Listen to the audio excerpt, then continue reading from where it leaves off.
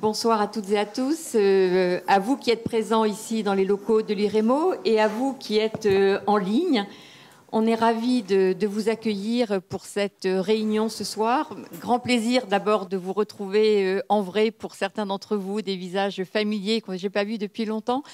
Et donc, ça fait du bien de vous voir ici dans nos locaux. Et merci à vous qui êtes en ligne de participer à cette rencontre. Ça fait également plaisir de voir que ce format hybride fonctionne. On a pris de nouvelles habitudes depuis le Covid. Et c'est vrai qu'on est quand même très heureux de pouvoir offrir ces rencontres à un public plus large que le public parisien. Donc, merci en tous les cas à vous toutes et tous d'être là, présents ou en ligne. Alors, nous sommes réunis ce soir dans le cadre de ces réunions que nous avons lancées à l'IREMO, qu'on appelle le cycle des élections présidentielles, puisque nous avons estimé qu'il était important à l'IREMO de participer au débat dans cette élection présidentielle, même si elle est très bizarre, même si les sujets de politique internationale n'ont pas l'air de beaucoup intéresser, c'est le moins qu'on puisse dire. Mais nous estimons en tous les cas que nous devons d'essayer de porter le débat sur ces questions, puisqu'elles sont importantes, même si, je le répète, elles ne semblent pas attirer beaucoup les candidats. Mais en tous les cas, nous souhaitons en parler et parler évidemment de la diplomatie à l'égard de la région de Proche et Moyen-Orient, Maghreb, Proche et Moyen-Orient. Et c'est ce qui nous réunit ce soir, donc dans le cadre de ce cycle de conférences spécifiques dans le cadre de ces élections présidentielles. L'idée qu'on a eue en réfléchissant à ce cycle, c'est de se dire, finalement, il y a un certain nombre d'idées reçues et qu'on voulait essayer de remettre en question quelques idées reçues, alors sur l'islam, islamisme, sur les questions de migration et sur la politique internationale. On s'est dit qu'il y avait quand même des choses à dire et des champs à explorer et que cela faisait partie de notre... un peu l'ADN de l'IREMO, de participer à ces débats. On a intitulé cette réunion « Une diplomatie au service des contre-révolutions ». Alors, je pense que ça va nécessiter de la part des personnes qui vont intervenir des explications, mais c'est quand même assez clair, je pense. Et c'est vrai qu'il y a ce focus qu'on va avoir ce soir, même si on ne va pas parler que de ça, de la question des ventes d'armes de la France au Moyen-Orient, puisque ces dernières années, la France s'est quand même singularisée, en tous les cas, dans ce domaine, et qu'il nous paraît important de revenir sur ce point, d'autant que la France a cette image du pays des droits de l'homme, qui respecte les droits de l'homme, et bizarrement, sur la question de certains pays où les armes françaises peuvent être utilisées, elles ne se font pas forcément dans le cadre justement de ce respect des droits de l'homme. Et là aussi, ça nous a semblé intéressant, en tous les cas, d'en parler et de mettre ce sujet sur la table. Donc, l'idée de déconstruire, c'est quelques idées reçues qu'on peut avoir, et c'est la raison aussi pour laquelle nous avons décidé de tenir cette réunion. Alors, cette réunion, comme vous le voyez, va permettre à 3 chercheurs et journalistes d'intervenir pour nous éclairer justement sur cette question que je viens d'aborder très rapidement. Et pour cela, nous avons proposé à Antoine Madelin, qui est ici, qui est directeur du plaidoyer international à la FIDH, et laquelle FIDH a publié le rapport qui s'appelle « Vente d'armes, France et Émirats arabes unis, partenaires dans les crimes commis au Yémen » avec un point d'interrogation, et qui est le produit d'une recherche menée en partenariat avec l'Observatoire des armements et ses organisations membres au Yémen et dans les pays du Golfe, ce qui apporte évidemment de l'intérêt aussi au travail qui est fait, et un document qui a été une étude qui a été faite entre avril 2019 et avril 2021. Donc un travail tout à fait récent et qui va permettre justement de décrypter ce qu'il en est. Donc je vais demander à Antoine de commencer par son propos pour 15-20 minutes maximum. Après, je donnerai la parole à Ariane, que je présenterai à ce moment-là, et ensuite à Manon Nour. Ariane qui parlera plus spécifiquement de l'Égypte, Manon Nour de la Syrie. Et moi, je sortirai à la fin de mon rôle de modératrice pour dire quelques mots sur le Liban, puisque même si le Liban, il n'y a pas la question de vente d'armes ne se pose pas comme pour le Golfe ou quoique, et l'Égypte, mais il nous a semblé aussi intéressant de dire quelques mots, puisque la diplomatie française, comme vous le savez, incarnée par son président, a été très active sur le Liban, avec des résultats dont je parlerai. Donc, je prendrai quelques minutes pour aborder cette question du Liban à la fin des 3 autres présentations. Voilà, j'ai assez parlé. Antoine, je vous laisse la parole donc pour un quart d'heure à peu près. 20 minutes. Merci pour votre invitation. Merci à vous. Je ne sais pas si je dois appuyer pour lancer ou si c'est vous qui lancez un support visuel à mes propos. Voilà, donc je vais vous parler d'un rapport que nous avons publié il y a quelques semaines, qui est le résultat d'une analyse menée avec un certain nombre de nos organisations membres en France, dans les Émirats, dans les Émirats arabes unis. Ah oui, ça ne marche pas très bien, c'est pas très grave. Je ne sais pas si on peut... Voilà, très bien. Avec donc du coup nos organisations membres, bien évidemment en France, puisque c'est un rapport qui parle de la France et du rôle de la France, mais qui est sourcé surtout dans les informations qu'on a pu recueillir dans les Émirats arabes unis ainsi qu'au Yémen. Je vous en prie, ouais, dites-moi. Et du coup, dans ce contexte-là, on s'est posé la question, et je trouve que c'est intéressant aussi de regarder le prisme sous cet angle-là, de partir du terrain. C'est-à-dire que la FIDH, une fédération d'organisations de défense des droits humains dans le monde. Nos organisations nous appellent en soutien pour essayer d'intervenir et d'essayer de mobiliser la communauté internationale sur des situations de violation quand elles n'arrivent pas sur le terrain à obtenir justice ou à mettre en place les droits humains. Et donc c'est dans ces contextes-là qu'on forcément regarde comment la communauté internationale, par le biais des Nations Unies ou ailleurs, peuvent intervenir, ou comment d'autres acteurs qui sont proches des autorités des pays en question peuvent également intervenir de par soit leur diplomatie, soit aussi parce qu'ils sont eux-mêmes soumis à des obligations internationales. Et c'est le cas de la France, et c'est ce que je vais pouvoir expliquer dans ce contexte-là, et qui a du coup tout un retentissement sur la manière avec laquelle le système français de vente d'armes et de biens à double usage a été mis en place. Alors, on va voir si ça se poursuit. Tchouk. Non. Voilà, oh, c'est très gentil, je vous remercie. Voilà, alors nos organisations membres, c'est le Centre du Golfe pour les droits humains, qui est une organisation dans les États du Golfe et qui est représentée aux Émirats arabes unis par Ahmed Mansour, un des rares, voire même un des derniers défenseurs des droits humains dans le pays, qui a été co-auteur avec plus d'une centaine de démocrates d'une pétition appelant à des réformes dans le pays, qui a valu à l'ensemble de ces personnes de se faire poursuivre en justice dans le pays. Ils ont été condamnés, 69 personnes ont été condamnées à des peines allant jusqu'à 10 années de prison. Ahmed Mansour a été détenu puis libéré. Il a reçu le prix Martinez des droits humains, qui est une reconnaissance internationale du travail des défenseurs des droits humains, pour son travail dans un contexte extrêmement difficile dans le pays. Mais il a été réarrêté le 20 mars 2017 par 10 hommes armés au milieu de la nuit. Et depuis, il est resté en détention. Il a été torturé et nous sommes aujourd'hui dans une situation d'enfermement complet avec aucun espoir que la justice, en tout cas émirati, puisse le sauver, puisque le système judiciaire émirati est au service des autorités, en ce sens qu'un certain nombre de lois et un arsenal répressif égyptien est tel que toute personne menaçant l'État ou toute personne participant à une incitation à la haine de l'État peut être poursuivie, jugée, condamnée et derrière les barreaux. Ce qui fait qu'en effet, aux Émirats arabes unis, on peut dire qu'il n'y a plus de défenseurs des droits humains capables de dénoncer la situation des droits humains ou appeler à des réformes. Ils sont soit partis du pays, soit derrière les barreaux. voilà, donc ça c'est pour la répression aux Émirats arabes unis.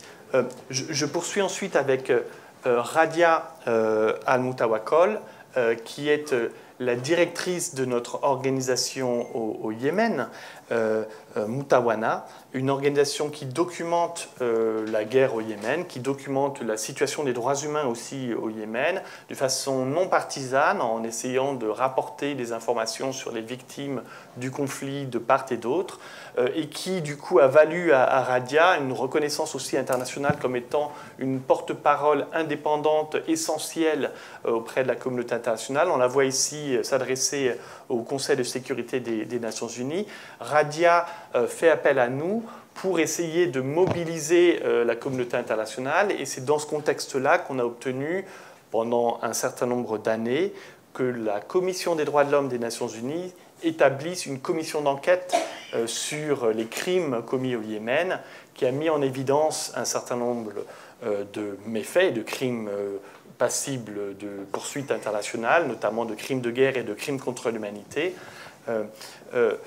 et en mettant aussi en évidence dans ce contexte-là la responsabilité des acteurs internationaux impliqués dans la vente d'armes et de matériel de guerre aux autorités émiraties, tout comme de l'Arabie saoudite, tout comme des autres participants à la coalition impliquée dans la guerre.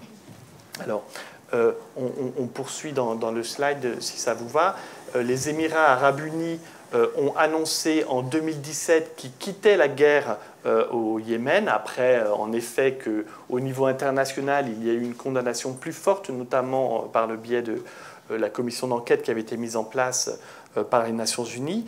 Mais, et depuis, l'intervention et le rôle des Émirats arabes unis au Yémen restent très importants, puisque on considère aujourd'hui que les Émirats contrôlent la zone portuaire au sud et à l'ouest du pays, et dans ce contexte-là, déploient, financent et forment des forces spéciales appelées soit des forces d'élite, soit les ceintures de sécurité qui sont autour de Aden, notamment de Dali, de Socotra, et qui sont également à Hadramout et à Chabwa. Donc des forces qui sont en place afin de faire respecter l'ordre dans une zone prédéfinie qui vise notamment aux Émirats arabes unis de s'assurer que le transfert pétrolier puisse se poursuivre sur le reste de la côte sud-africaine.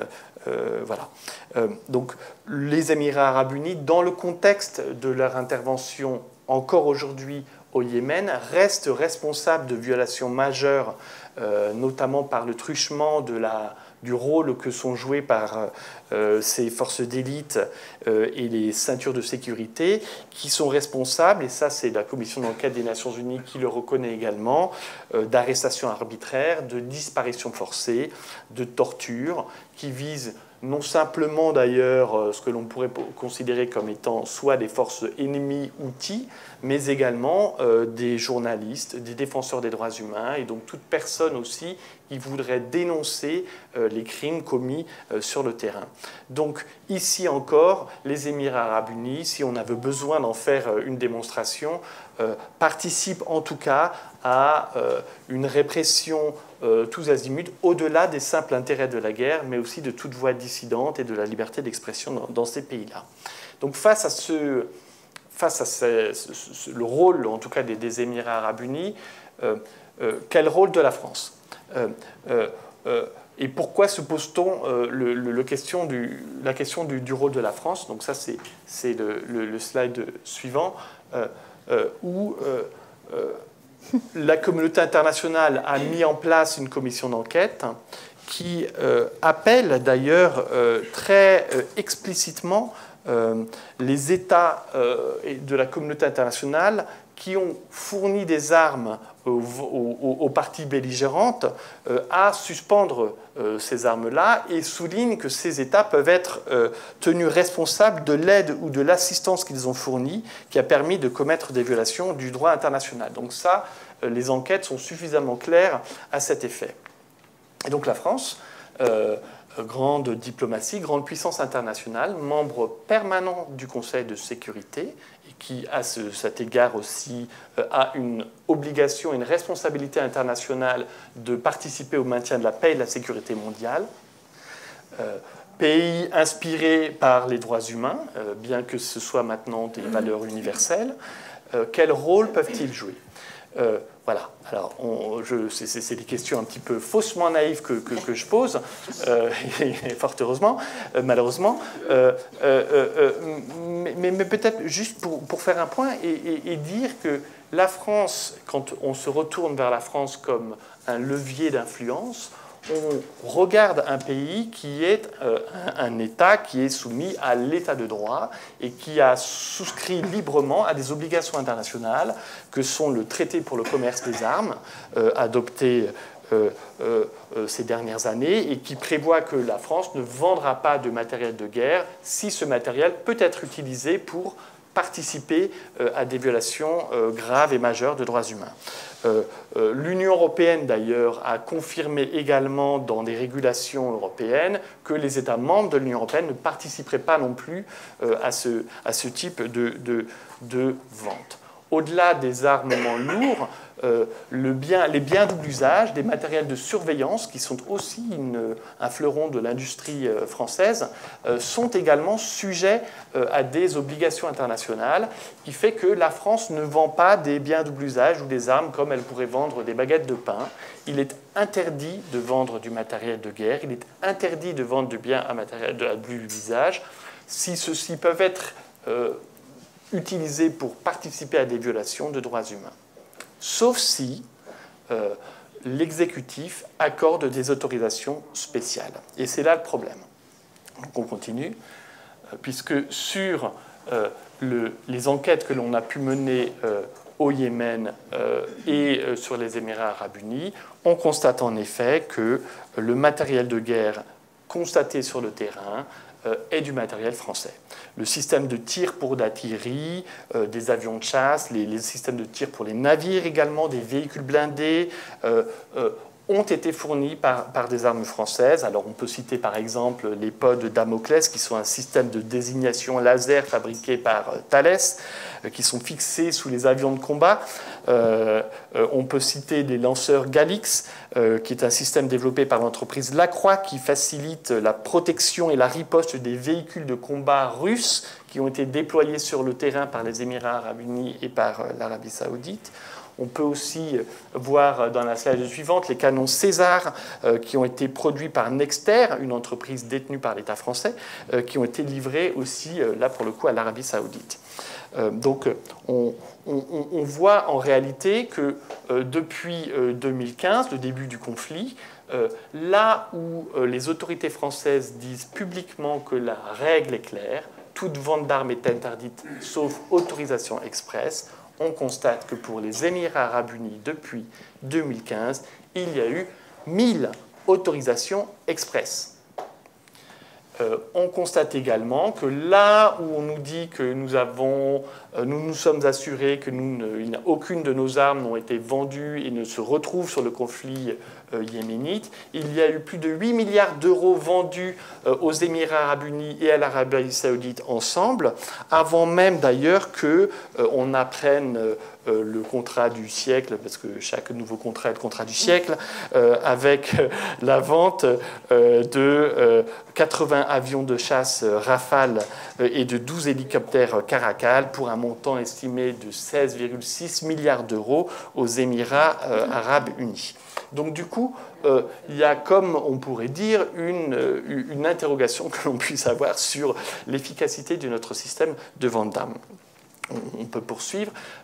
Ce système va également, en tout cas en ce qui touche les Émirats arabes unis, un sujet qui va être abordé également par mes collègues plus tard, toucher les biens à double usage, puisque les Émirats arabes unis vont développer avec les entreprises françaises la mise en place d'un hub technologique aux Émirats arabes unis, permettant à des entreprises françaises de venir s'installer aux Émirats arabes unis pour ensuite vendre un certain nombre de matériel dans d'autres pays et ainsi participer à l'équipement d'autres dictatures dans la région. Et c'est le cas notamment de l'Égypte, où ici, les entreprises françaises, directement ou indirectement par les Émirats arabes unis, vont vendre du matériel de surveillance et des armes aux autorités égyptiennes pour alimenter cette répression-là.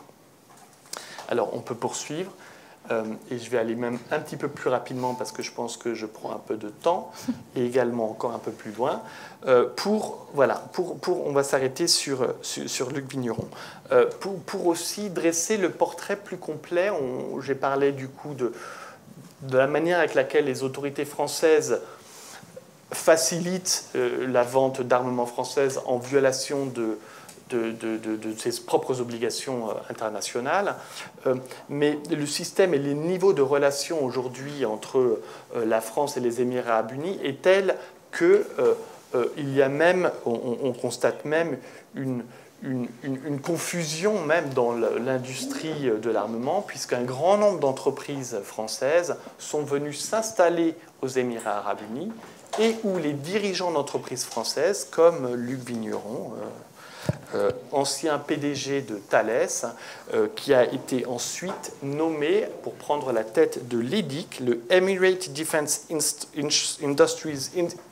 Industries Company, l'entreprise émirati en charge de superviser la formation, la maintenance et l'après-vente du matériel de guerre dont possèdent les Émirats arabes unis. Donc du coup, il y a comme eu un transfert de technologie et de personnalités qui se sont installés aux Émirats arabes unis pour ensuite déployer dans le pays un hub qui est utilisé aujourd'hui pour aider et équiper davantage les entreprises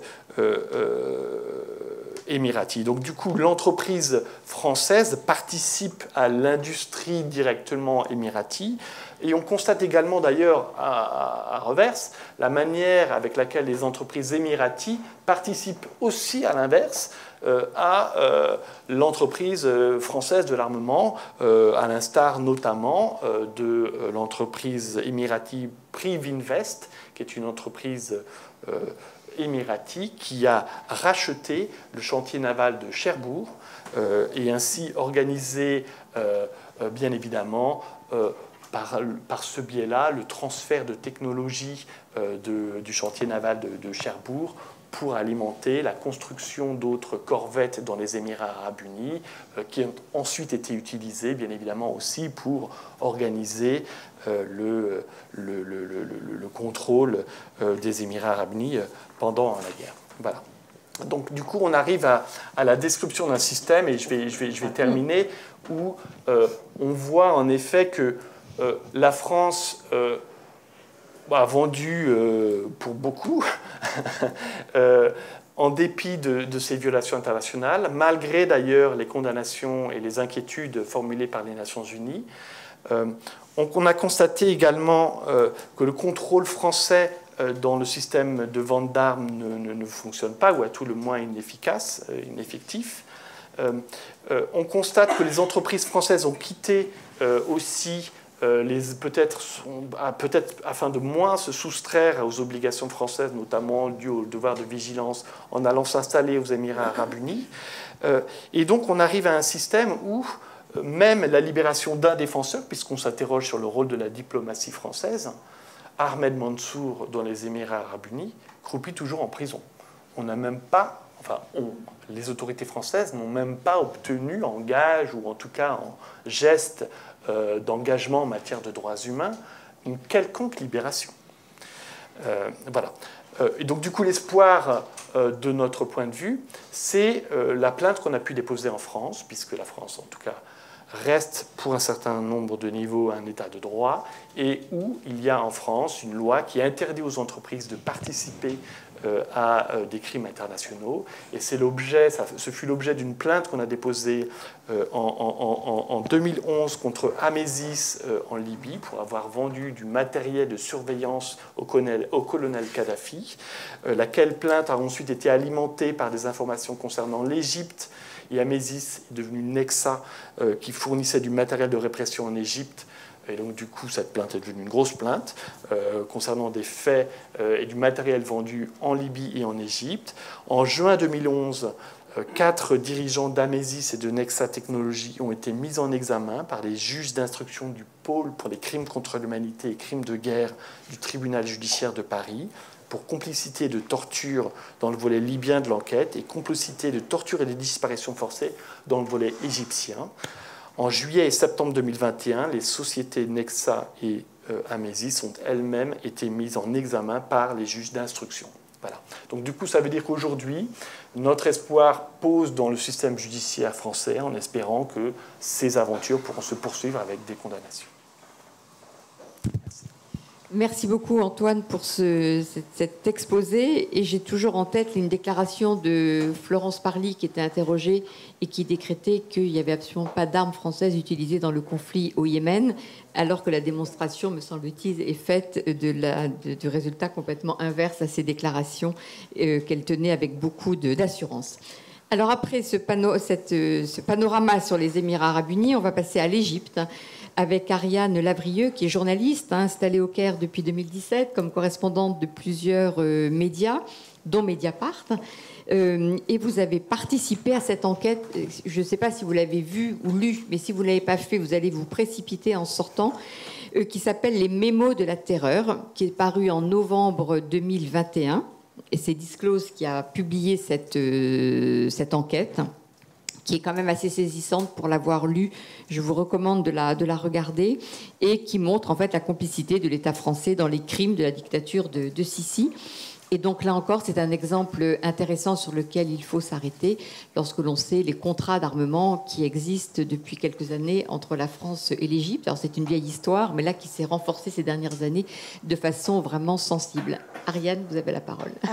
Oui, et puis ça rejoint un peu ce que disait mon collègue sur les Émirats et ce que vous disiez sur les ventes d'armes. Le gouvernement répète effectivement souvent que la règle est claire, mais en fait, l'opacité de la décision, elle est totale. Et c'est notre enquête journalistique, entre autres, et votre rapport qui ont permis de révéler mais comment l'État français décide de vendre ou non des armes aux Émirats qui sont ensuite utilisées au Yémen. Et dans le cadre de cette enquête collective de Disclose, on a pu mettre au jour ces processus donc, qui sont protégés par le secret défense, qui sont décidés dans une commission interministérielle. Et donc en 2016, par exemple, il y a eu une décision d'autoriser 100 000 obus, la vente de 100 000 obus aux Émirats par une filiale de Thales, des canons César aussi à l'Arabie Saoudite, mais ça a donné lieu en fait à un débat. C'est pas l'État français, tout le monde n'était pas d'accord. Il y avait le ministère des Affaires étrangères, par exemple, qui n'était pas tout à fait favorable. Et puis à un moment donné, il y a le Premier ministre et la présidence qui tranchent, qui dit on ne va pas quand même remettre en question des livraisons qui représentent un tiers de nos exportations en raison, des allégations de quelques ONG. Donc voilà, ça, vous ne pouvez pas le savoir, encore une fois, parce que, théoriquement, parce que c'est secret défense. Et ça pose un problème de démocratie dont on pourra reparler plus tard. Donc effectivement, moi sur l'Égypte, j'ai travaillé avec d'autres journalistes de Disclose sur une opération militaire secrète de l'armée en Égypte qui révèle un double scandale d'État.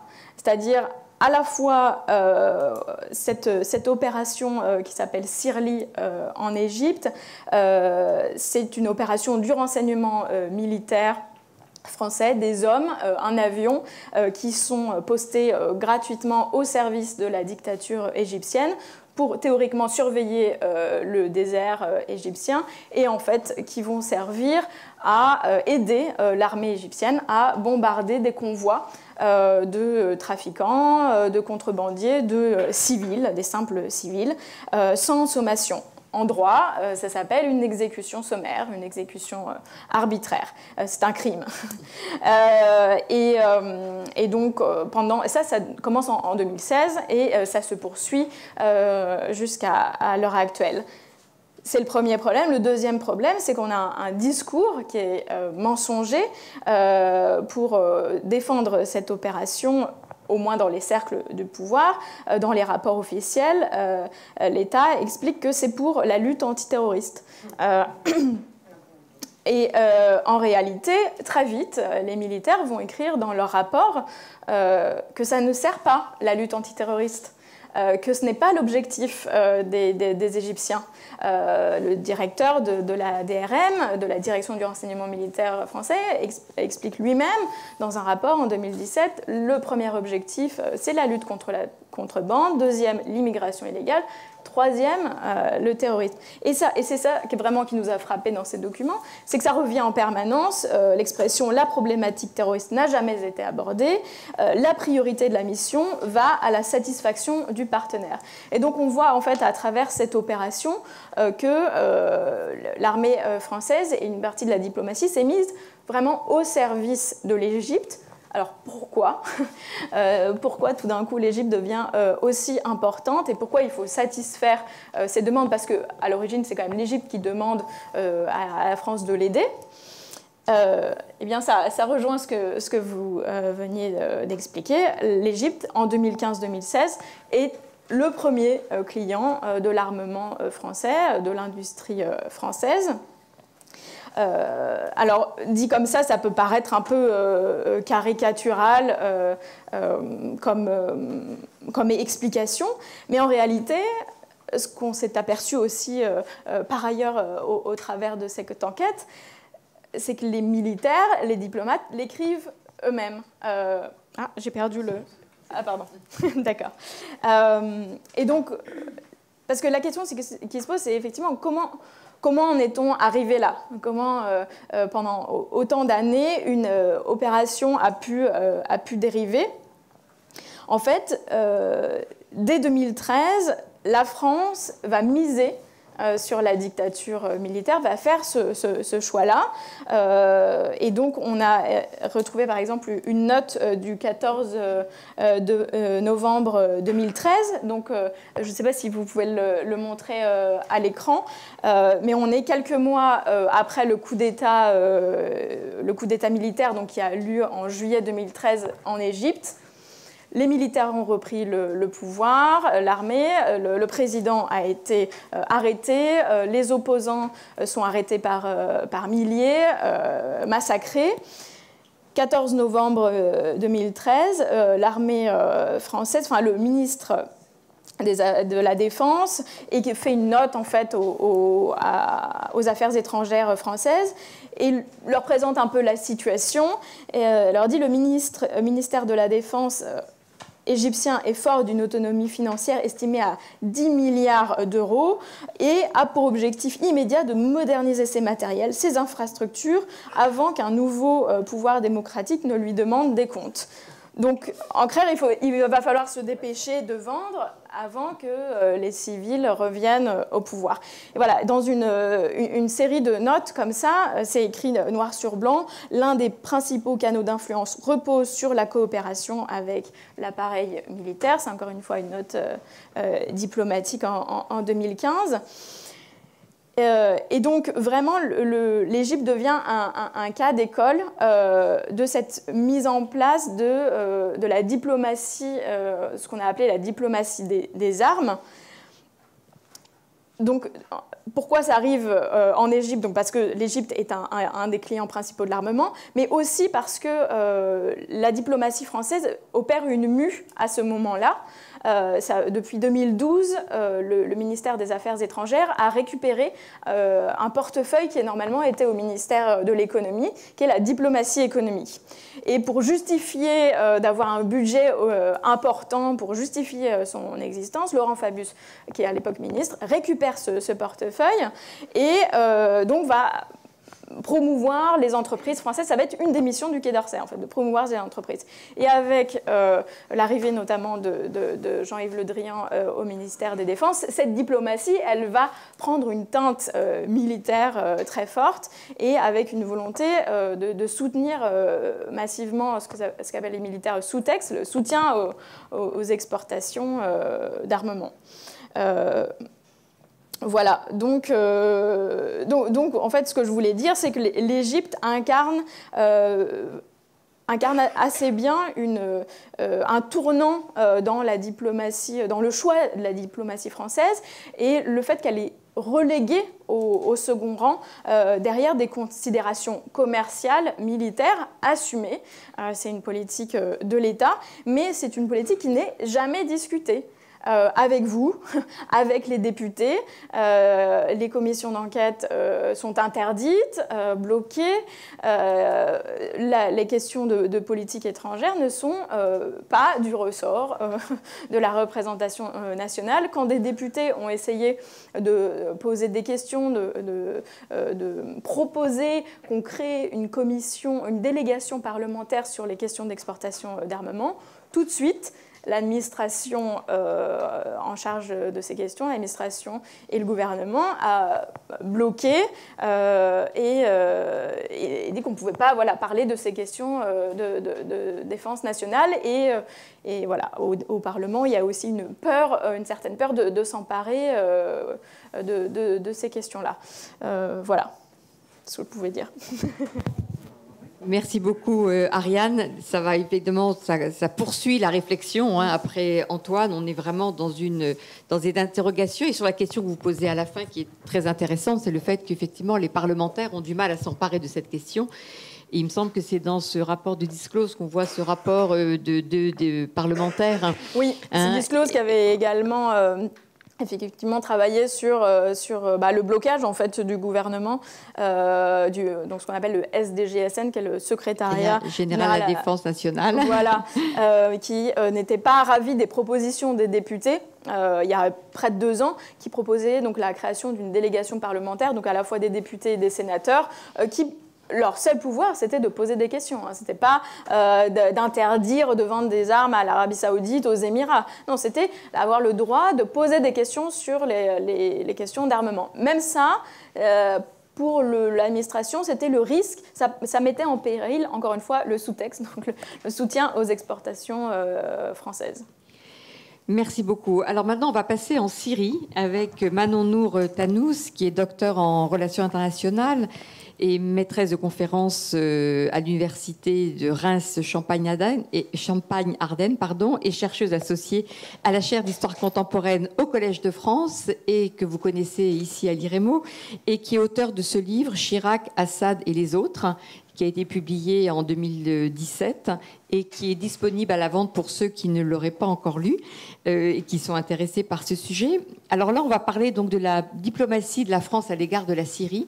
Vous vous en souvenez sûrement, lorsque le conflit ou le soulèvement a commencé en Syrie, la France a été très active, a été pratiquement en première ligne dans la gestion de ce conflit, avec un soutien fort à l'opposition.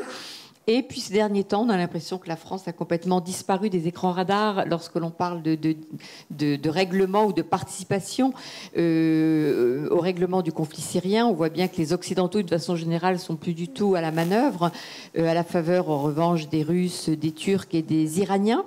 Et donc, on est en droit de se demander aujourd'hui, qu'en est-il de cette diplomatie de la France à l'égard de la Syrie? Est-ce que la France a encore une politique en la matière ou non? Qu'est-ce que vous pouvez nous dire sur ce thème? Merci beaucoup. Merci à l'IREMO de me permettre de participer à cette réflexion, donc sur un thème un petit peu différent que celui de mes 2 collègues. Donc l'idée, effectivement, c'est de voir, après, disons, 5 ans d'exercice présidentiel, et après l'annonce par Emmanuel Macron d'un aggiornamento sur la question syrienne, donc du mise à jour de la politique de la France sur la Syrie, comment cette tentation du renouveau qui avait été dictée par la volonté de redonner un rôle ou de partenaire à la France, comment elle s'est traduite donc à l'issue de ces 5 années. Et effectivement, Agnès le disait, la France a d'abord été caractérisée par un fort activisme sur la question syrienne, en 2011-2012, notamment à l'ONU, et vous mentionnez ce statut de membre permanent du Conseil de sécurité qu'elle a, dans un premier temps, mis à profit pour que la question syrienne reste à l'agenda. Et finalement, ce rôle a diminué pour des raisons qu'on pourra évoquer, au point qu'en septembre 2015, le secrétaire général de l'ONU, Ban Ki-moon, lorsqu'il évoque les 5 puissances apte à résoudre la crise syrienne. La France n'en fait plus partie. Cette mise à l'écart, Agnès l'a dit, est plus largement une mise à l'écart des pays occidentaux, de l'ONU elle-même, face aux outils notamment mobilisés par la Russie, outils politiques, militaires. Mais dans ce contexte, il semble devenir pressant pour le président Macron en 2017 de refaire de la France un interlocuteur, et ça sur un mode réaliste. Donc l'idée, ce sera aussi un peu de questionner ce réalisme qui est tout de suite mis en pratique, puisque Emmanuel Macron reçoit à l'été 2017 Vladimir Poutine, puis Donald Trump, notamment pour parler de la Syrie. Donc pour évoquer un peu cette question, je propose trois idées. D'abord, est-ce que cet aggiornamento est vraiment fait de nouvelles recettes ? Ensuite, en toile de fond, et du coup ça rejoindra un peu les questionnements de mes collègues, on a le déploiement ou sinon le maintien d'une politique routinière de défense des droits humains, en tout cas une attitude légaliste qui marque de ce point de vue-là une certaine continuité de la diplomatie française. Et enfin, une hypothèse que je partagerai avec vous, une interprétation, est-ce que cette attitude ne résulte pas d'une tension entre les différentes expériences qu'on a eues avec la Syrie? Je parle de tension entre deux mémoires des rapports avec la Syrie, et j'essaierai d'être plus claire lorsque j'aborderai ce point. Donc, sur l'aggiornamento, donc cette mise à jour de la politique syrienne, est-il vraiment fait de nouvelles recettes? En 2017, Emmanuel Macron pose donc deux idées qui se veulent novatrices, à savoir d'une part arrêter de faire de la destitution d'Assad le préalable à tout, et d'autre part se défaire d'une position perçue comme moraliste et qui, selon lui, avait décrédibilisé la diplomatie française. Pour autant, me semble-t-il, et je ne ferai pas d'histoire des relations franco-syriennes, mais je prendrai quelques exemples, on a la réactivation d'anciennes attitudes et d'anciennes grilles de lecture à l'égard de la Syrie, en particulier du régime Assad. Je peux prendre ici trois citations de propos tenus par Emmanuel Macron en juin 2017, donc juste après son élection, où il pose un peu le cadre de cette mise à jour de la diplomatie française sur la crise syrienne. Premier propos, il nous explique qu'une des priorités de la France, enfin de ses priorités, dit-il, je crois, était, je cite, « la stabilité de la Syrie, car je ne veux pas d'un État failli ». On a ici un pari bien connu sur les pouvoirs forts, qui a des antécédents historiques. C'est cet imaginaire des hommes forts sud-méditerranéens qui sont les partenaires nécessaires d'une Europe, qui leur délèguent ou qui leur sous-traitent la stabilisation, et en particulier la gestion des flux de migrants et de la lutte contre le terrorisme qui a été évoquée. Et à la marge, on considère, en tout cas avant 2011, que ces régimes forts, on est capable de les faire évoluer, au moins à la marge. Et vous vous souvenez que ça a été le pari notamment de Jacques Chirac avec Assad lorsqu'il arrive, avec Bachar el-Assad lorsqu'il arrive au pouvoir en 2000. Jacques Chirac se rend compte de l'erreur de calcul, puisque Assad, comme d'autres, n'ont pratiqué qu'une mise à jour de leur autoritarisme, permettant d'une part de paralyser toute alternative politique en Syrie, et d'autre part de maintenir l'Occident dans l'illusion de réforme. Donc c'est le fameux « il faut que tout change pour que rien ne change », qui n'est pas spécifique à la Syrie. Alors, en 2017, on n'est plus tout à fait dans ce type de rapport. Entre-temps, il y a eu le soulèvement de 2011 et la rupture des relations diplomatiques. Mais perdure l'idée qu'un homme fort signifie un pouvoir fort, ce qui est une équation fausse, on le sait maintenant, et qu'un homme fort signifie la stabilité. Alors qu'à l'inverse, les moments d'ébullition populaire sont redoutés pour l'instabilité qu'ils génèrent. Et donc on voit ici toute la difficulté à reconnaître des mouvements de libération, à reconnaître des oppositions politiques et à se concentrer sur l'interlocuteur étatique. Deuxième citation du président Macron, « Personne ne m'a présenté le successeur légitime d'Assad ».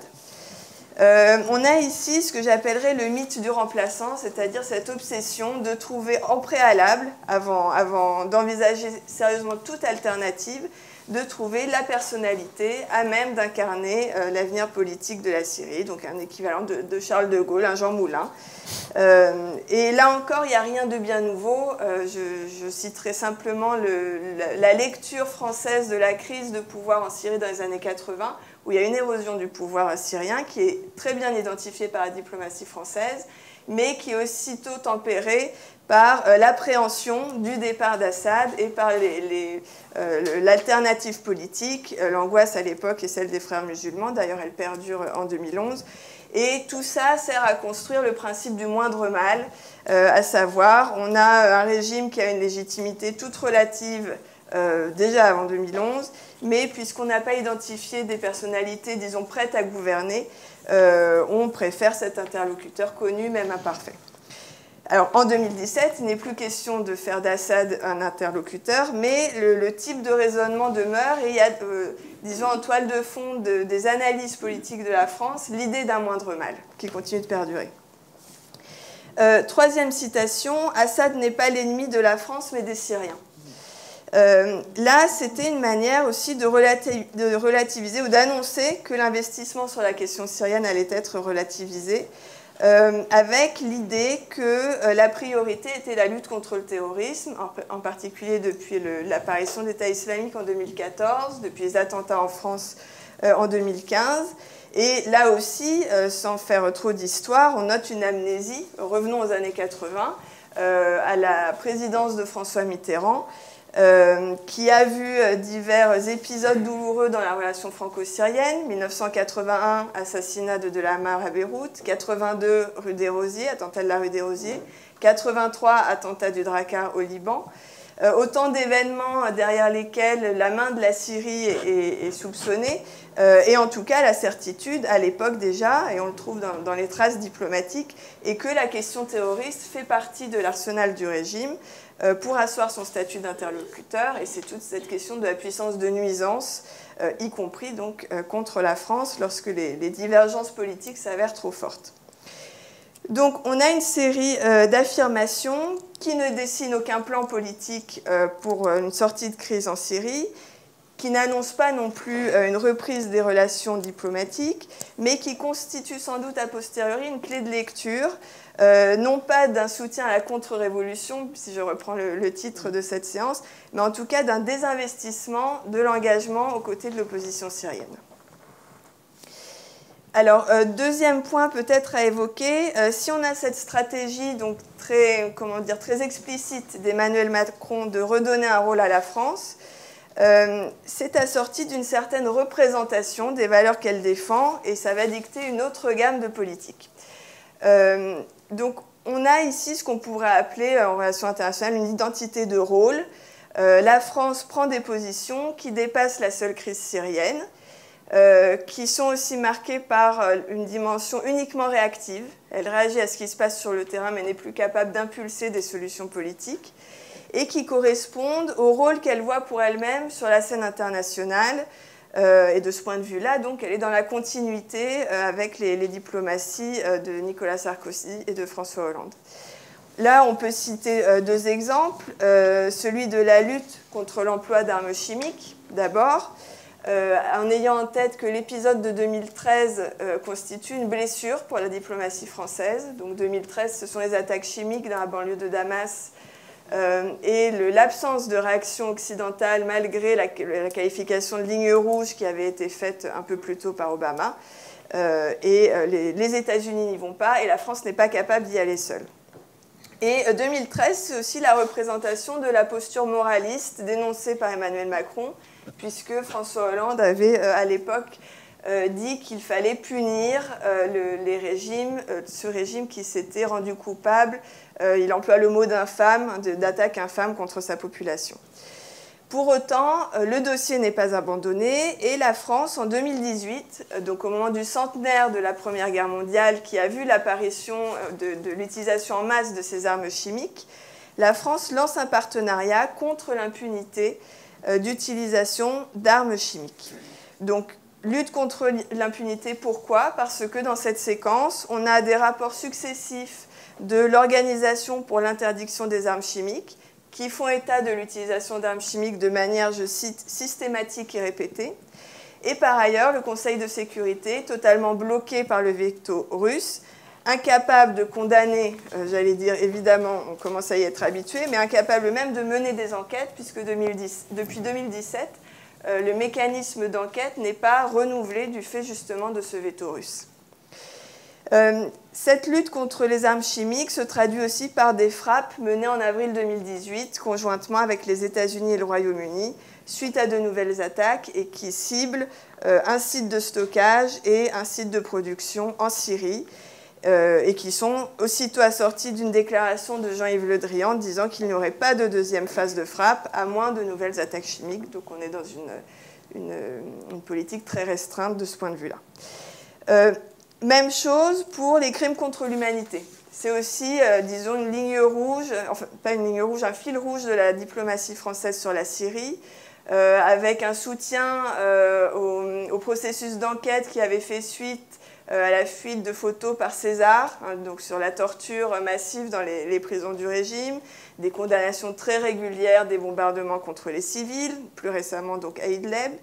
Et il y a la semaine dernière, ou oui c'est ça à peu près, l'adoption par l'Assemblée nationale d'un projet de loi soumis par le gouvernement qui permettait en fait une coopération judiciaire entre la France et ce qu'on appelle le mécanisme international impartial indépendant, donc qui a été créé par l'Assemblée générale de l'ONU et qui en pratique permet de transmettre des informations des juridictions françaises à ce mécanisme sur les questions de crimes internationaux. Et c'était une étape nécessaire pour pouvoir condamner des crimes qui ne le sont pas par d'autres biais.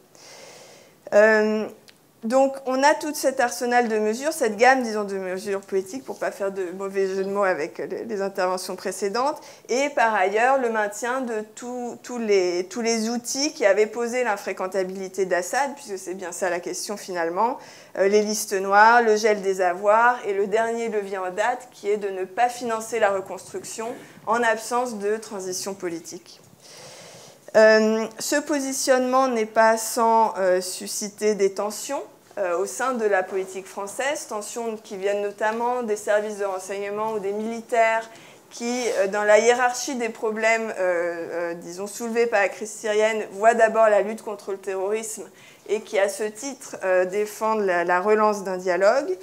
Et tensions aussi, même si c'est beaucoup plus anecdotique, mais mise en scène par des parlementaires qui visitent Damas. Et même si on a là des profils à la fois extrémistes et isolés, non représentatifs de la scène de la représentation nationale, justement, ces visites sont mises en scène par le régime pour pointer une incohérence de la politique française. Dernier point, donc, la tension entre deux mémoires. En tout cas, la divergence entre deux histoires qu'on a eues avec la Syrie. Il s'agit ici de dire qu'en fait, malgré l'aggiornamento, donc la revendication d'une mise à jour de la politique française à travers de nouvelles voies, on a un mandat présidentiel qui est marqué par un entre-deux, ni lutte contre Assad, ni réhabilitation. Et donc cette oscillation me semble résulter de la concurrence entre plusieurs mémoires, ou en tout cas entre la mémoire de plusieurs échecs de la diplomatie française envers la Syrie. Et on voit toute la difficulté à arbitrer entre ces rapports qu'on a eus avec la Syrie. Le premier échec, c'est l'échec de la diplomatie française à soutenir efficacement l'option démocratique en Syrie depuis 2011. C'est cette mémoire-là qui occasionne ce qu'on a pu voir comme étant un recentrage de la diplomatie, un moindre investissement auprès de l'opposition. C'est le souvenir le plus vif tant pour les dirigeants que pour l'opinion publique qui peut y percevoir une faillite de la diplomatie française. Ce thème, à mon avis, ne peut pas être saisi de manière étanche. Et il suffit de voir aussi tout le bilan que font toutes les autres politiques étrangères ou institutions qui mènent à une normalisation progressive du régime. On peut citer quelques exemples. Un rapprochement avec la Ligue arabe. Sur le motif, ici, on ne peut pas faire mieux que de citer un diplomate saoudien qui disait « Assad a gagné la guerre, il est toujours là, qu'on l'aime ou qu'on le déteste, il faut faire avec ». Donc c'est ce qu'on rassemble sous l'idée de réalisme politique. La réintégration de la Syrie à Interpol. Même du point de vue de l'ONU, la visite à Damas, il y a quelques mois, du haut-commissaire des Nations Unies pour les réfugiés, comme si Assad était l'interlocuteur pour alléger la souffrance des réfugiés. Et avant cela, la réouverture des ambassades depuis 2018, ou la visite du chef des services secrets à Rome, et cela en violation des sanctions européennes. Tous ces mouvements politiques posent pour la France la question de la mise à jour de la politique poursuivie. Et si la position extrême, c'est-à-dire refréquenter Assad, qui plus est à ses propres conditions, on pourra éventuellement en reparler, n'est pas aujourd'hui sur la table, on a ce petit refrain lancinant face à laquelle finalement la diplomatie française doit constamment se justifier. Le deuxième échec de la diplomatie française à l'égard de la Syrie, c'est celui de 50 ans de relations avec le régime Assad. Plus précisément, j'évoque ici le pari fait par les présidents successifs de compter sur la Syrie pour conférer à la France un rôle régional. C'est ce que j'avais appelé à un moment la diplomatie de levier. C'est ce que fait Mitterrand en 2004. On a évoqué toute la séquence un peu douloureuse, très douloureuse des relations franco-syriennes. Ça ne l'empêche pas de se rendre à Damas en 1984 et de blanchir Assad de toute politique terroriste. C'est le pari que fait Chirac en 1995. C'est encore celui que fait Nicolas Sarkozy en 2008. Les fruits de cette politique ont été pour le moins modestes. Or, cette mémoire est sans doute beaucoup plus diffuse parmi nos dirigeants ou notre appareil diplomatique, et elle est peut-être aussi moins audible pour une opinion publique qui est plus stimulée par une hyperactualité que par une réflexion de temps long.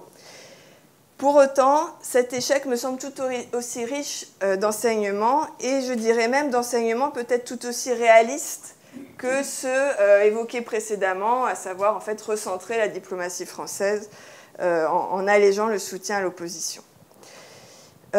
Donc pour terminer, je dirais que je parlais d'arbitrage entre ces deux mémoires, que l'impératif de trancher entre le souvenir de ces échecs et donc entre les politiques qui en découlent n'est peut-être pas si prégnant pour la diplomatie française, au vu d'abord du caractère désormais bien secondaire de la crise syrienne dans la politique étrangère française, et au vu ensuite de l'absence de levier pour infléchir cette crise, tant la France s'est défaite petit à petit de tous les leviers qu'elle avait pu conquérir avant 2011 et dans les premiers mois de la crise.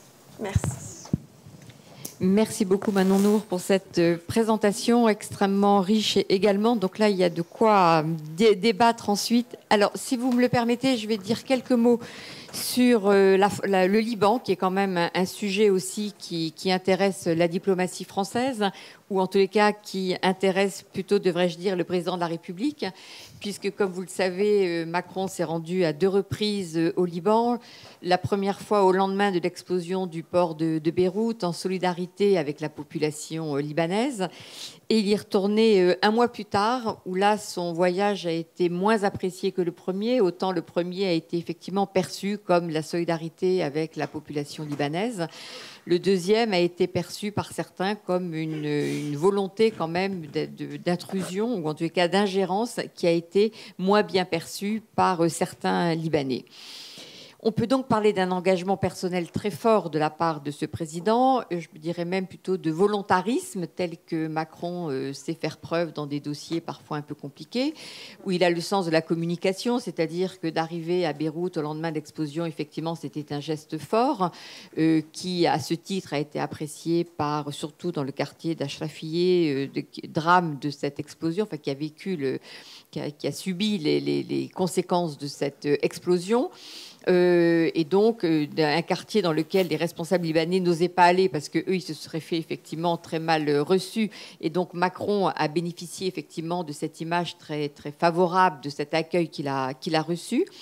Et on l'a vu à ce moment-là s'impliquer, ou en tous les cas vouloir lancer un processus politique, puisqu'il a reçu non seulement ce qu'on appelle la société civile, mais également les responsables politiques, donc en gros les 6 chefs que moi je qualifie de 6 chefs mafieux qui se partagent le pouvoir maintenant depuis, alors déjà pendant la guerre et puis après dans le cas des accords de Taïf, tous ces chefs qui ont troqué les treillis pour avoir des costumes 3 pièces, mais qui se partagent toujours de la même façon le pays. Et donc là, on a vu un Macron très, très offensif, déclarant qu'il fallait absolument changer le système, qu'il n'avait plus de crédibilité pour gérer les affaires du pays. Et donc, en gros, il leur donnait un mois pour présenter des réformes, pour présenter une nouvelle gouvernance, à partir de laquelle l'aide internationale pourrait être débloquée, puisque, comme vous le savez, même avant l'explosion du port, la crise économique et financière avait commencé au Liban, et avec cette conditionnalité que la communauté internationale voulait poser, à savoir il y aura de l'argent, mais simplement si des réformes sont menées, puisqu'il y avait le souvenir cuisant des différentes conférences précédentes.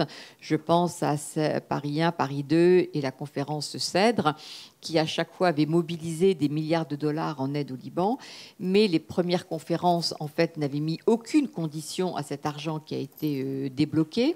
Et ce sont des milliards qui se sont évaporés dans la nature sans qu'ils ne servent absolument à mettre en place les réformes attendues. Ce qui fait qu'aujourd'hui, il n'y a toujours pas d'électricité 1 à 2 heures par jour, puisque le grand dossier symbolique de la crise au Liban, c'est la question de l'électricité. Et aujourd'hui, il n'y a toujours pas d'électricité puisque les réformes n'ont pas été menées. Et que si l'argent qui a été mis pour acheter l'électricité, en particulier à la Turquie, avait été mis en œuvre pour remettre en état des centrales, le Liban aurait de quoi fournir l'électricité non seulement dans le pays, mais à 2 pays de la région. Elle pourrait exporter largement l'électricité, mais tout ça s'est évaporé. Donc Macron, en arrivant donc au lendemain de cette explosion dramatique, décide passez-moi l'expression, mais d'engueuler cette classe politique en estimant qu'elle n'est pas du tout à la hauteur et qu'il serait temps qu'elle mette en œuvre les réformes attendues pour remettre le pays sur des rails. Et il a cette phrase, vous vous souvenez sûrement, de dire « et je reviens dans un mois relever les copies pour voir si vous avez fait le travail attendu ». Et vous connaissez le résultat. Évidemment, un mois plus tard, rien n'avait été fait, puisqu'il a en face de lui quand même un personnel politique rompu, retors, et qui a compris une chose, c'est qu'il fallait absolument gagner du temps, gagner le plus de temps possible, puisque la perception du temps ne sera pas la même, sachant que Macron après risquait d'avoir d'autres priorités, d'autres dossiers à gérer, et que en agissant de la sorte, le personnel politique libanais espérait en tous les cas pouvoir gagner du temps et avoir, si je puis dire, la communauté internationale à l'usure, comme ça a souvent été le cas dans le cas justement du Liban. Et là, simplement, il y a une situation qui, je crois, a fondamentalement évolué, dans le sens où c'est vrai que le Liban, dans les années précédentes, a toujours réussi à mobiliser une aide internationale en expliquant que la situation était absolument catastrophique. Mais là, je crois qu'il y a une réalité nouvelle dans le pays maintenant depuis 2 ans et que cette espèce de chantage ne fonctionne plus et que la communauté internationale n'entend plus dépenser de l'argent à fond perdu comme elle l'a fait pendant des années. Avec un effet pervers de cette situation, me semble-t-il, c'est que, et là le président français a été à la manœuvre, de mobiliser les ONG et la société civile pour que du coup l'aide n'arrive plus dans les caisses de l'État qui est incapable de le gérer ou de le gérer à la façon qu'il a de le gérer, donc qui ne va pas dans le sens des intérêts de la population libanaise. Et donc s'est mis en place tout un système de financement d'ONG pour venir au secours de la population, qui sur le papier est une très bonne chose, mais on s'aperçoit quand même que ce ne sont pas des ONG et la société civile qui peut gérer un pays. Donc c'est toute la limite de cette stratégie qui a été mise en place pour contourner à juste titre ce gouvernement qui, d'abord, dans un premier temps, il n'y avait plus de gouvernement et après un gouvernement qui ne répondait pas aux attentes de cette communauté internationale. Et donc, on se trouve aujourd'hui avec, entre-temps, un gouvernement qui a été nommé avec Miati.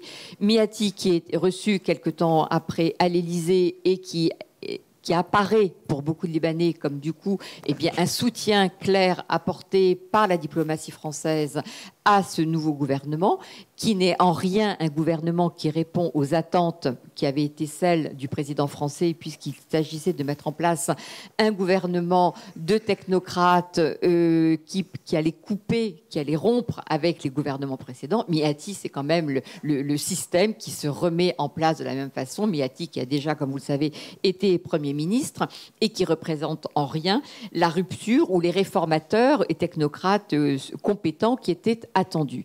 Donc la visite de Miati à Paris est vraiment perçue, en tous les cas, comme un adoubement de Miati et donc de l'ancien système qui revient comme si de rien n'était, alors que les déclarations auparavant avaient été très dures à l'égard de cette classe politique sur laquelle elle était plus capable de gérer la situation.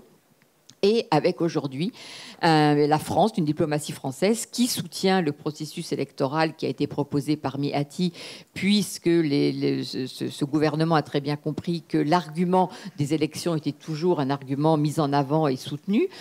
On sait très bien que les élections qui sont prévues au mois de mai, si elles ont lieu, en fait, ne permettront simplement une seule chose, de légitimer le retour de l'ancien système, qui est le système exactement le même qu'auparavant. Et donc, alors je vais très vite, hein, il y aurait beaucoup d'autres choses à dire, mais le sentiment que l'on a après cet épisode de cet engagement très fort du président français au lendemain de l'explosion du Beyrouth et de ce qui en est suivi après, avec ce soutien marqué ou en tous les cas mise en scène de soutien à la société civile libanaise et des conditions posées à la classe politique, on s'aperçoit que les mois passant, finalement, ces exigences qui avaient l'air d'être posées par la diplomatie française eh bien, ont été abandonnées en cours de route, que l'ancien système est à nouveau légitimé par la France, que la France était assez seule dans le sens où c'est vrai qu'on a le sentiment qu'au sein de l'Europe, eh bien, les autres pays ont délégué la gestion de la crise libanaise ou de la situation libanaise à la France, qui s'est présentée comme étant le pays en pointe au nom de l'histoire que nous avons avec ce pays. Mais résultat de cette affaire, si je puis dire, c'est qu'après tous les propos tenus par le président français d'exigence d'autre chose, on s'aperçoit qu'on revient complètement au point de départ avec le système tel qu'il fonctionne depuis les accords de Taïf, et bien qui est de cette manière relégitimé par la France avec ce soutien apporté à Miati, même si on sait que évidemment il n'y aura aucune réforme qui sera menée dans ce cadre-là, mais l'argent du coup ne vient pas pour autant. Mais on se demande finalement à quoi a servi toutes ces déclarations de la diplomatie française, puisque au bout du compte, la situation n'a absolument pas évolué, n'a pas bougé d'un iota. Donc, est-ce qu'on est dans une stratégie, une politique qui a été élaborée? Est-ce qu'on est plutôt dans des coups de com', comme cette visite au lendemain de l'explosion du port de Beyrouth, qui était, je le répète, qui a été bien perçue par une partie des Libanais, avec une autre partie qui estimait que ça avait un peu des relents d'une histoire passée. Mais en tous les cas, dans les faits, on s'aperçoit qu'au-delà des premiers propos très forts qui avaient été tenus et qui avaient laissé penser qu'il y aurait peut-être une nouvelle approche de la diplomatie française vis-à-vis du Liban, on est revenu de cette manière, à mon avis en tous les cas, à la situation antérieure. Voilà donc très rapidement ce que j'ai souhaité vous dire sur la situation libanaise. Et maintenant, il est temps de passer la parole à la salle, sauf si dans un premier temps, un d'entre vous souhaite intervenir ou revenir sur un des points qui a été traité ou une interrogation. Moi, je voulais peut-être juste dire par rapport à la Syrie, parce que c'est vrai que c'est l'épouvantail de la Syrie, du chaos syrien, revient régulièrement pour légitimer, auprès des autorités, de la part des autorités françaises, pour légitimer le soutien à Al-Sisi, Abdel Fattah Al-Sisi, donc le maréchal à la tête de la dictature égyptienne. Et donc, c'est vraiment un discours qui revient en permanence. Regardez ce qui se passe en Syrie. On est obligé de soutenir l'homme fort d'Égypte, en oubliant que, comme vous l'avez rappelé, la grille de lecture antérieure de la France, c'est un homme fort, une situation stable. Et la Syrie prouve exactement l'inverse. Donc parfois, la France a du mal à réinterroger ses propres grilles de lecture et de justification de ses soutiens ou non à des régimes dictatoriaux. Donc dans un cas, non, on ne peut plus soutenir Assad parce que c'est un homme fort qui ne marche pas, mais dans un autre, un homme fort où il y a la stabilité, une forme de sécurité, bon, on soutient. Voilà ce que je voulais dire. Oui, on voit bien effectivement qu'il n'y a pas toujours une cohérence entre les différentes interventions qui démontrent. Alors, on peut passer aux questions. Est-ce qu'il y a le micro qui est là? Parce que là, il y a déjà deux personnes. On va prendre deux, trois questions à chaque fois. Puisque, oui, puis après, on passera aux questions. Ne vous inquiétez pas, vous qui êtes en ligne, on vous donnera également la parole, promis. Question d'accord, je peux pas le... C'est le Covid. Ouais, ok. Oui, bonjour. Je vais essayer de faire rapidement. Oui. Est-ce que les inflexions de politique étrangère, enfin là on est parti sur de la réelle politique, des ventes d'armes, des soutiens aux hommes forts. Est-ce que ça, dans un régime aussi présidentialisé que celui de la France, qui est une anomalie européenne, est-ce qu'on n'a pas justement une confiscation de ces dossiers par le président lui-même au détriment d'un Quai d'Orsay qui serait peut-être pas si d'accord que ça? Je veux dire, la France n'est pas le seul pays européen à vendre des armes aux Émirats. C'est un des principaux. Mais il y a eu certains pays européens, comme l'Espagne, qui, notamment dans le cadre du conflit avec le Yémen, se sont refusés à continuer les ventes d'armes à des pays du Golfe, dont l'Arabie Saoudite, notamment. Et par exemple, en Allemagne, il y a des clauses où on ne peut pas vendre des armes à des pays qui sont directement en situation de conflit armé, je pense, légal. Donc, j'aimerais une petite illustration de... Enfin, savoir si vraiment, à ce point, la France est une exception en Europe où les ventes d'armes échappent à toute forme de débat démocratique et à toute forme de discussion, qu'elle soit parlementaire, qu'elle soit au Sénat ou qu'elle soit dans d'autres types de commissions. Voilà. Merci. Juliette, derrière, voilà, juste là. Oui. Bonsoir. Moi, j'avais une question qui va peut-être paraître un peu... Bon, je remonte un peu dans le temps. Donc, il y a eu des otages au Liban dans les années 80. Et ma question, c'était, est-ce qu'on sait avec le recul quel était le niveau de monnaie d'échange? Je pose la question à dessein parce que dans le cadre d'une élection présidentielle antérieure, ça a été l'objet d'un échange... les yeux dans les yeux entre le président de l'époque et son premier ministre de l'époque. Donc, est-ce qu'on en a tiré aussi... Je parle de démocratie dans le sens où on a aussi des faiblesses face à des régimes autoritaires. Et est-ce qu'on en a tiré aussi des leçons de ces otages qui servaient de monnaie d'échange, enfin, et à quel titre, et avec quel levier, avec quel objectif de la part des acteurs qui les enlevaient? Merci. On va prendre une dernière question là, et puis après on va faire un premier round de réponses. Oui, bonsoir tout le monde. Je voudrais savoir à propos du Yémen s'il n'y a pas des possibilités de passer par la Cour pénale internationale au lieu de passer par le Conseil de sécurité. La Cour pénale internationale permet de juger de poursuivre des personnes et non pas des États. Est-ce que ce ne serait pas plus facile si le procureur de la Cour pénale internationale juge recevable une plainte d'Amnesty International, c'est déjà un progrès, même si après, dans la tuyauterie de la Cour, le Conseil de sécurité peut réintervenir et bloquer, mais ça ferait déjà une première condamnation juridique, quoi. Merci. Antoine, vous voulez commencer du coup à répondre? Oui, très bien. Alors, sur la question sur le système français de vente d'armes et les autres systèmes européens, la France est un régime avec un exécutif fort, à la différence d'autres États européens. Et donc, en effet, dans d'autres États européens, que ce soit en Suède, aux Pays-Bas, au Royaume-Uni, que ce soit également en Allemagne, vous l'avez mentionné, en Belgique également, il y a une plus grande participation du Parlement au système de vente d'armes. Et en fonction des pays, cette participation a lieu en amont, ça peut avoir lieu même avant qu'une décision de l'exécutif ne soit prise sur le fait d'accorder une licence d'exportation, ou ça peut avoir lieu aussi après coup, comme c'est le cas en France. Le système français est aujourd'hui tel que l'exécutif présente une fois par an un rapport au Parlement. Une réforme a été envisagée qui permettra d'élargir les échanges à cet effet et que le Parlement puisse poser plus de questions à l'exécutif si des questions émergent pendant l'année, mais pour autant, il n'y a pas en tout cas de véritable contrôle là-dessus. Et de la part de l'exécutif, il y a une vraie opposition au fait que non, il est hors de question d'accorder plus de pouvoir au Parlement à cet effet. La question ensuite pourrait se poser de savoir si le Parlement, s'il était mandaté, s'il jouerait un rôle de contrôle effectif. Et ça aussi, on peut aussi tergiverser à cet effet, puisque dans les autres démocraties européennes, le Parlement n'a pas systématiquement suspendu les ventes. Ça a été le cas dans certaines situations, et on a pu le noter peut-être du coup davantage dans les pays où les débats sur ces ventes d'armes sont plus ouverts, et où on a constaté en Belgique, en Allemagne ou dans d'autres pays que les ventes avaient été suspendues. Ça n'a pas été le cas en France, où on nous a dit plutôt non, nous avons mis en place des contrôles pour nous assurer que, en effet, les matériels que nous avons vendus n'ont pas été utilisés.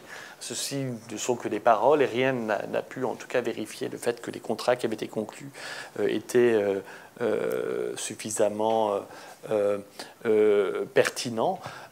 Et je rappelle aussi à cet effet que l'obligation juridique de la France au regard à la fois du traité sur le commerce des armes comme sur les règlements européens sont de s'abstenir de vendre ou d'accorder des licences s'il y a un risque que le matériel soit utilisé. Donc pas simplement si on a constaté en effet que la bombe a été utilisée sur ce village-là, s'il y a un risque. Et là, les risques plus les preuves sont malheureusement extrêmement larges. Alors sur le Liban, je vais passer la parole, mais en revanche sur la Cour pénale internationale, et peut-être aussi un écart sur la justice pénale internationale. La Cour pénale internationale n'a pas de compétences pour intervenir sur le Yémen, puisque le Yémen n'a pas signé les statuts de Rome ou n'a pas reconnu la compétence de la Cour.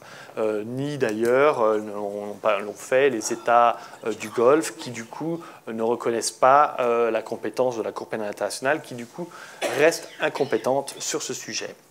Pour autant, il y a d'autres mécanismes, et nous, à la FIDH, en tout cas, on croit beaucoup dans l'utilisation de la compétence universelle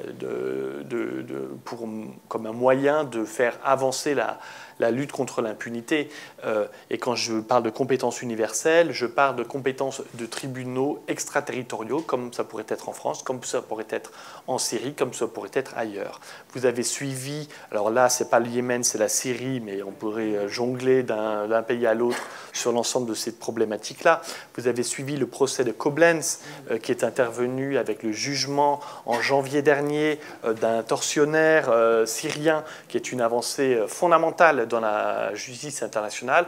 La Syrie n'a pas reconnu le statut de Rome, de la Cour pénale internationale, mais a mis en place un système juridique qui fait que si sur son territoire, il y a des personnes qui sont présumées responsables de crimes internationaux, eh bien, ils pourront être poursuivis. Et si les victimes aussi sont sur le territoire, ils pourront être poursuivis. C'est ce qui a amené la poursuite et la condamnation de ce tortionnaire. C'est également le cas dans le paysage français, et c'est assez intéressant de regarder d'un peu plus près comment ça se passe, puisque en effet, en France, il y a des lois qui ont été décidées et dessinées pour permettre que certains responsables de crimes internationaux puissent être poursuivis en France, et la FIDH, avec des victimes syriennes, a pu porter plainte contre un certain nombre à la fois de responsables tortionnaires syriens et ou de responsables de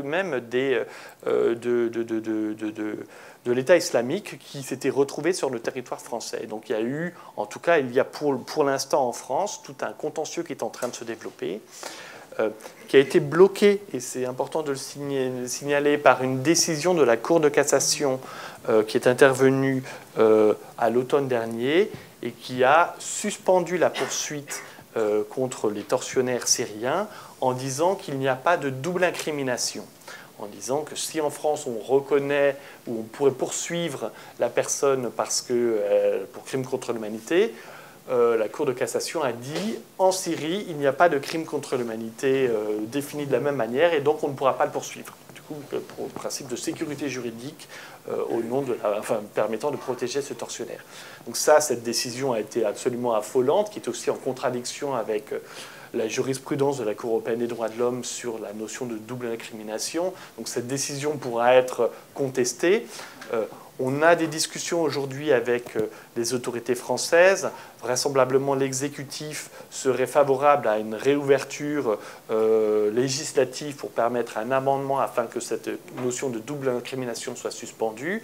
La chancellerie est peut-être opposée. Voilà, donc la prochaine campagne présidentielle pourrait être un sujet aussi pour s'assurer que le paysage français ou l'environnement juridique français soit tel que les personnes qui se retrouvent en France puissent être poursuivies pour des crimes internationaux. C'est une des manières de pouvoir poursuivre, en tout cas, un certain nombre de ces responsables quand sur le terrain, quand dans ces pays, il est quasiment impossible de le faire.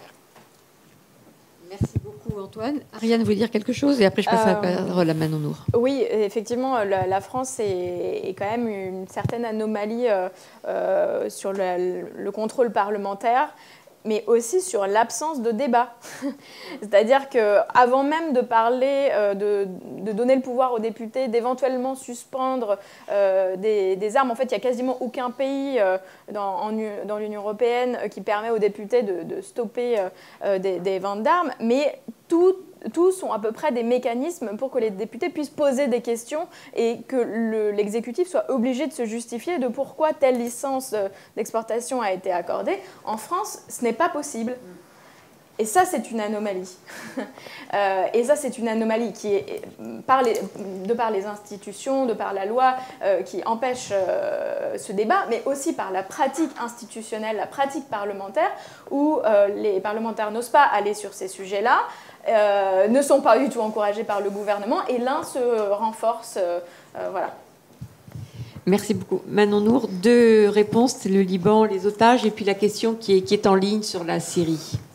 Oui, alors sur la question des otages comme monnaie d'échange, je dirais que la configuration ne s'est pas présentée dans les mêmes termes ensuite, donc sur les leçons tirées, je ne saurais pas vous dire exactement, mais en tout cas, sur la question des gains qu'on a à négocier avec ces profils, donc que ce soit des groupes, comme dans le cas des otages libanais, ou d'États soupçonnés de soutenir ces groupes, on retombe un peu en fait sur la question de la fréquentabilité. Sont fréquentables ceux qui sont fiables, et finalement est-ce que la négociation sur les otages ne nous fait pas entrer dans un cycle, enfin rendant le prix de ces otages beaucoup plus intéressant, et donc faisant que la pratique devient récurrente.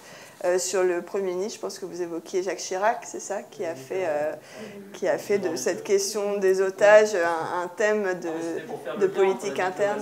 On n'entend pas quand on parle. Qui en a fait un thème en politique interne et qui a sans doute à un moment fait achoper une partie des négociations. Je peux dire un mini-mot sur la CPI, juste pour dire aussi que le fait de saisir la CPI pourrait être aussi le fait du Conseil de sécurité de l'ONU, et que donc on revient à tout ce blocage sur la scène internationale, le nouveau rapport de forces internationaux, au fait que les Russes et souvent les Chinois mettent leur veto, alors que la CPI pourrait aussi être saisie par ce biais. Voilà, donc on revient à des problématiques géopolitiques plus larges. Et donc sur la question en ligne, qui est remontée mais que j'ai en tête, ça pose plus généralement la question de l'interventionnisme. Et c'est vrai qu'on est toujours sur ces pays-là, dans un équilibre entre trop d'intervention ou pas assez d'intervention.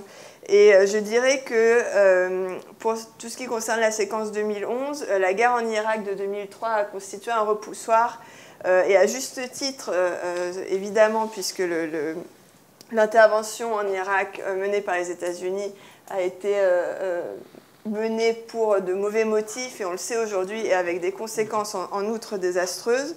Mais il me semble qu'en 2011, enfin il me semble, j'en suis assez convaincue, on était dans une autre configuration. Si on prend par exemple le cas des frappes qui auraient pu être menées en 2013, il s'agissait des frappes qui en fait auraient pu simplement servir à renverser la symétrie entre le régime qui avait la maîtrise du ciel et les opposants qui étaient dans les faubourgs de Damas. Et donc les frappes auraient pu viser à clouer les appareils, les avions au sol, et donc à permettre à la dynamique locale de reprendre un souffle.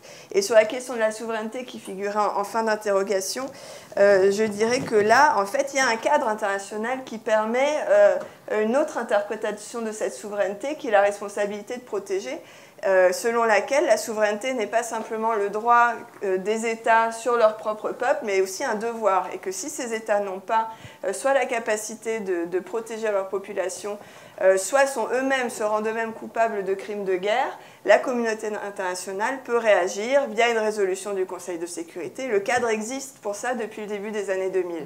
Mais l'option a été décrédibilisée parce que ça a été employé pour la Libye en mars 2011, là encore avec les conséquences qu'on connaît, et donc le principe de responsabilité de protéger n'a pas pu être activé sur la Syrie. Alors, je vous propose de prendre une autre série de questions. On va les prendre dans la salle et après, on va aller en ligne comme tout à l'heure. Je pense que ma question plutôt, c'est pour Ariane. Pardon ? Pour Ariane. Oui.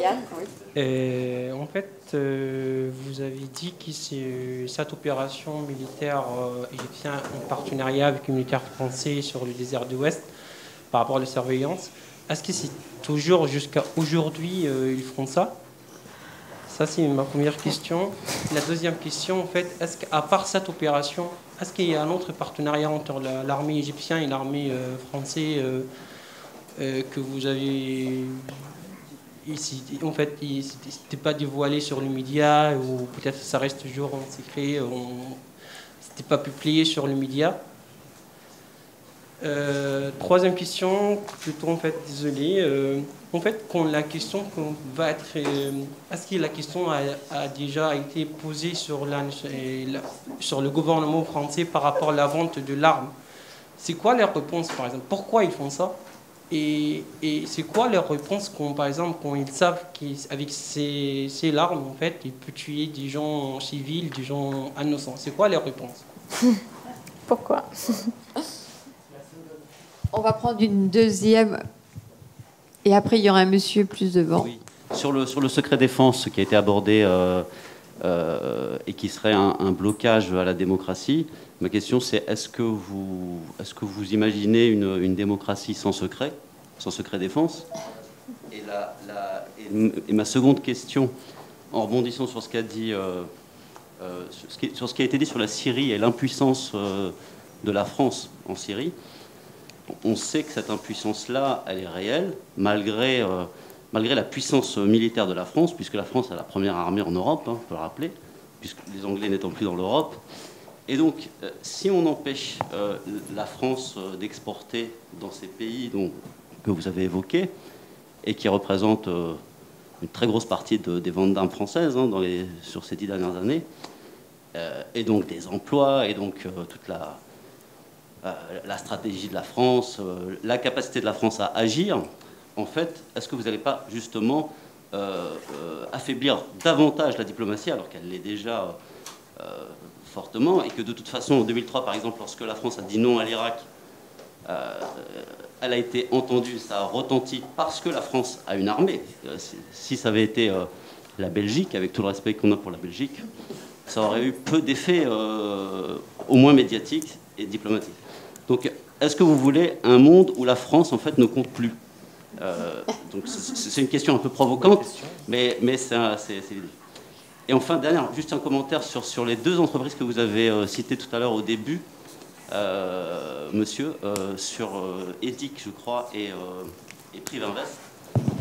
Je voulais juste signaler que c'était deux entreprises qui avaient sauvé deux autres entreprises françaises, puisque Edic a racheté Manurin à Mulhouse, qui était en liquidation judiciaire, et que Privinvest a sauvé les constructions mécaniques de Cherbourg, qui étaient aussi très très mal.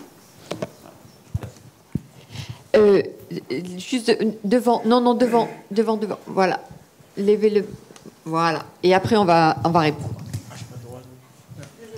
Pas trop bien. Ben, merci beaucoup pour toutes ces interventions, c'est très intéressant. Alors moi, je souhaite voir les choses d'un autre point de vue, en fait. On parle beaucoup de la vente des armes, etc., mais la France, c'est une puissance mondiale qui existe actuellement, et les monarchies de Golfe qui achètent les armes-là, ils sont là, on ne va pas les changer.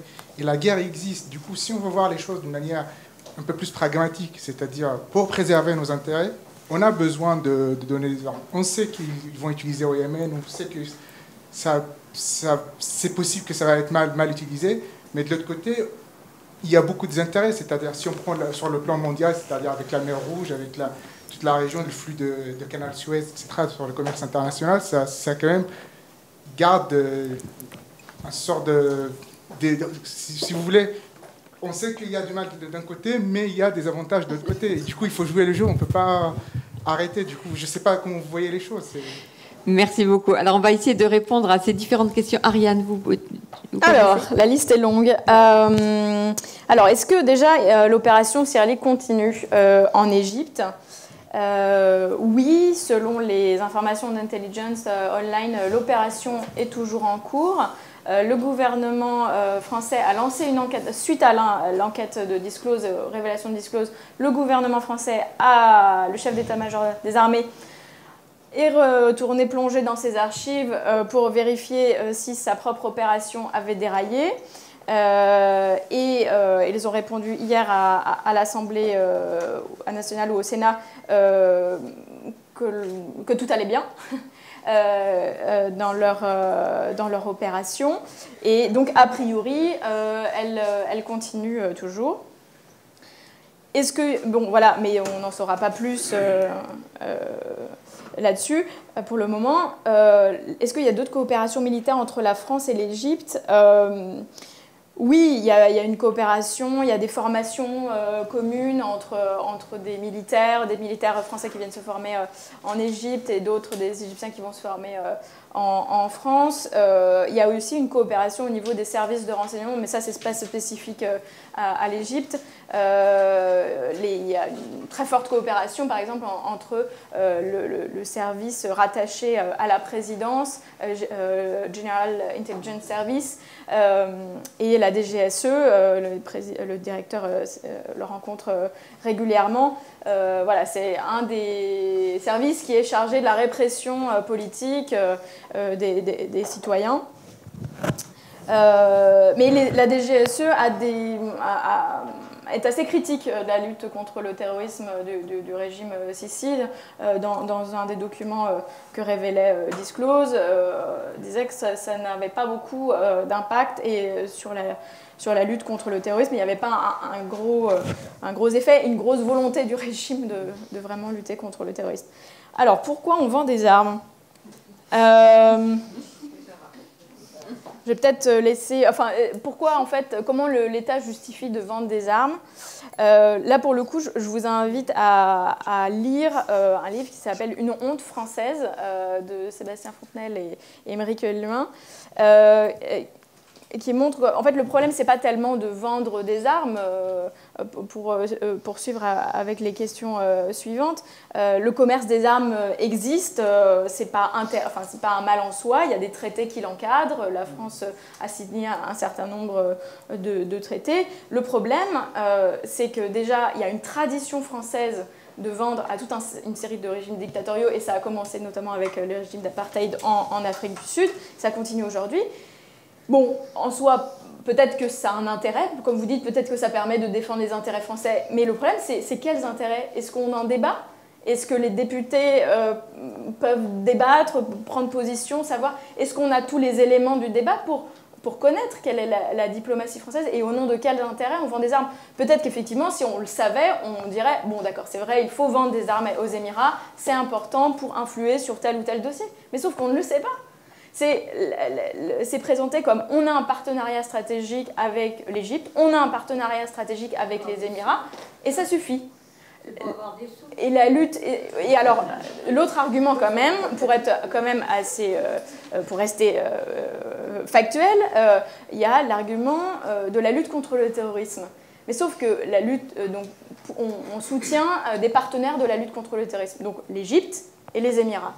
Mais sauf que le terrorisme en Égypte, pour les régimes dictatoriaux des Émirats et de l'Égypte, le terrorisme, ça veut dire un citoyen qui critique le gouvernement. Donc en disant on soutient la lutte contre le terrorisme, on soutient la lutte contre les gens qui ne sont pas d'accord du gouvernement ou qui critiquent le gouvernement.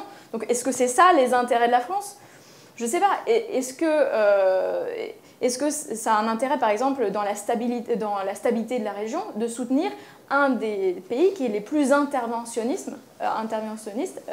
les Émirats, qui interviennent en Libye, qui mènent une guerre au Yémen, qui s'intéressent à la corne de l'Afrique? Je ne sais pas. Mais là encore, c'est un débat qu'on ne peut pas avoir, puisque c'est secret défense, mais peut-être que tu veux continuer sur le sujet et je reprendrai après sur la question du secret défense et est-ce qu'il faut du secret ou pas. Non, en fait, la communauté internationale s'est constituée après la Première puis la Deuxième Guerre mondiale pour mettre en place ce qu'on appelle le droit international et mettre en place un système international protecteur qui évite les violations des droits humains. Ces avancées ont abouti jusqu'à la mise en place de la Cour pénale internationale, qui est encore une demi-réussite, puisqu'il reste encore du chemin pour qu'elle soit pleinement efficace.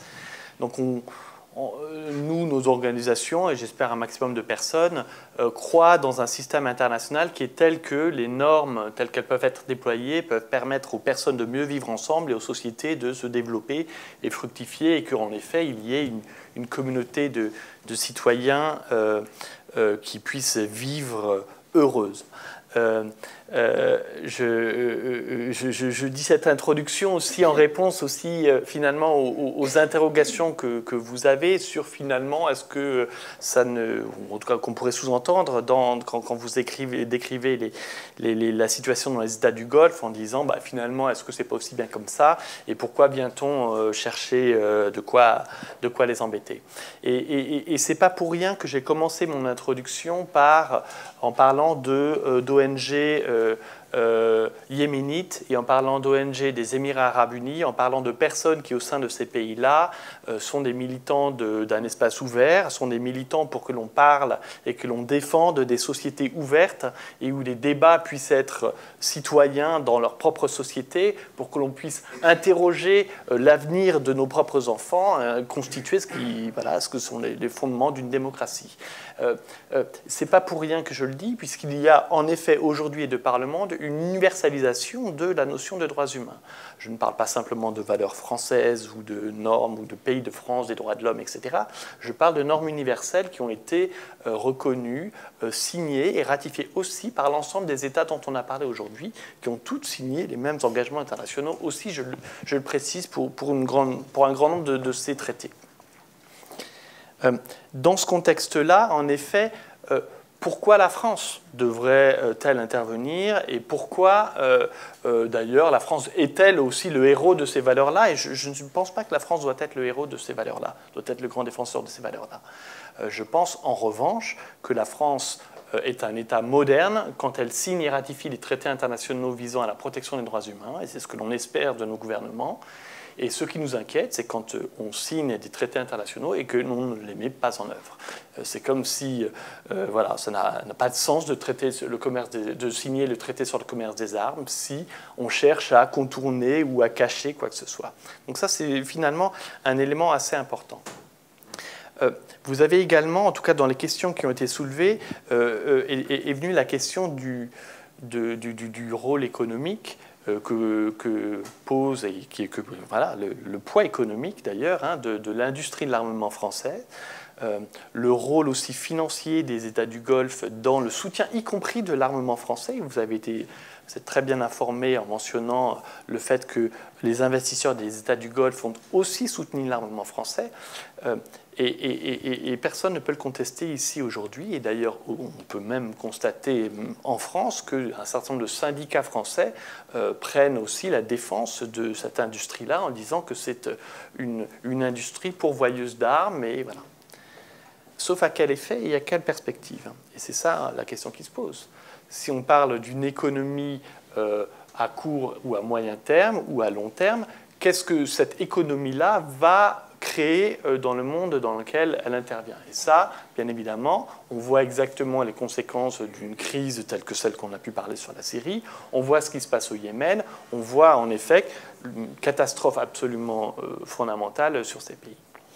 Reste enfin la question de la lutte contre le terrorisme, qui est un enjeu fondamental porté par la France en disant « nous sommes là pour lutter contre le terrorisme, avant tout ».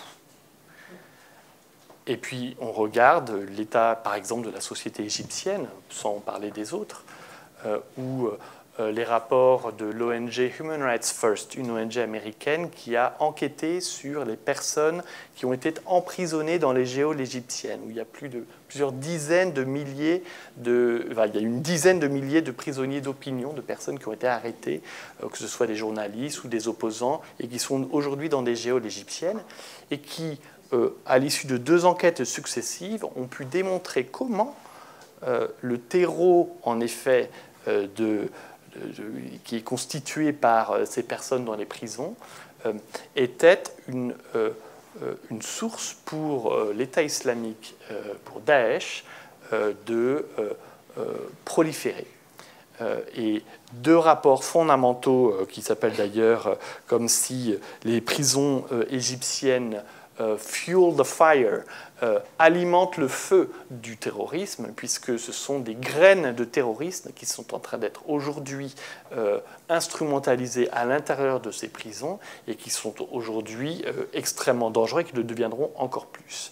Et donc du coup, quelle société égyptienne aujourd'hui voit-on arriver? Un pays qui est dans une catastrophe économique majeure, en dépit de financement des Émirats arabes unis qui viennent leur donner de quoi acheter des armes.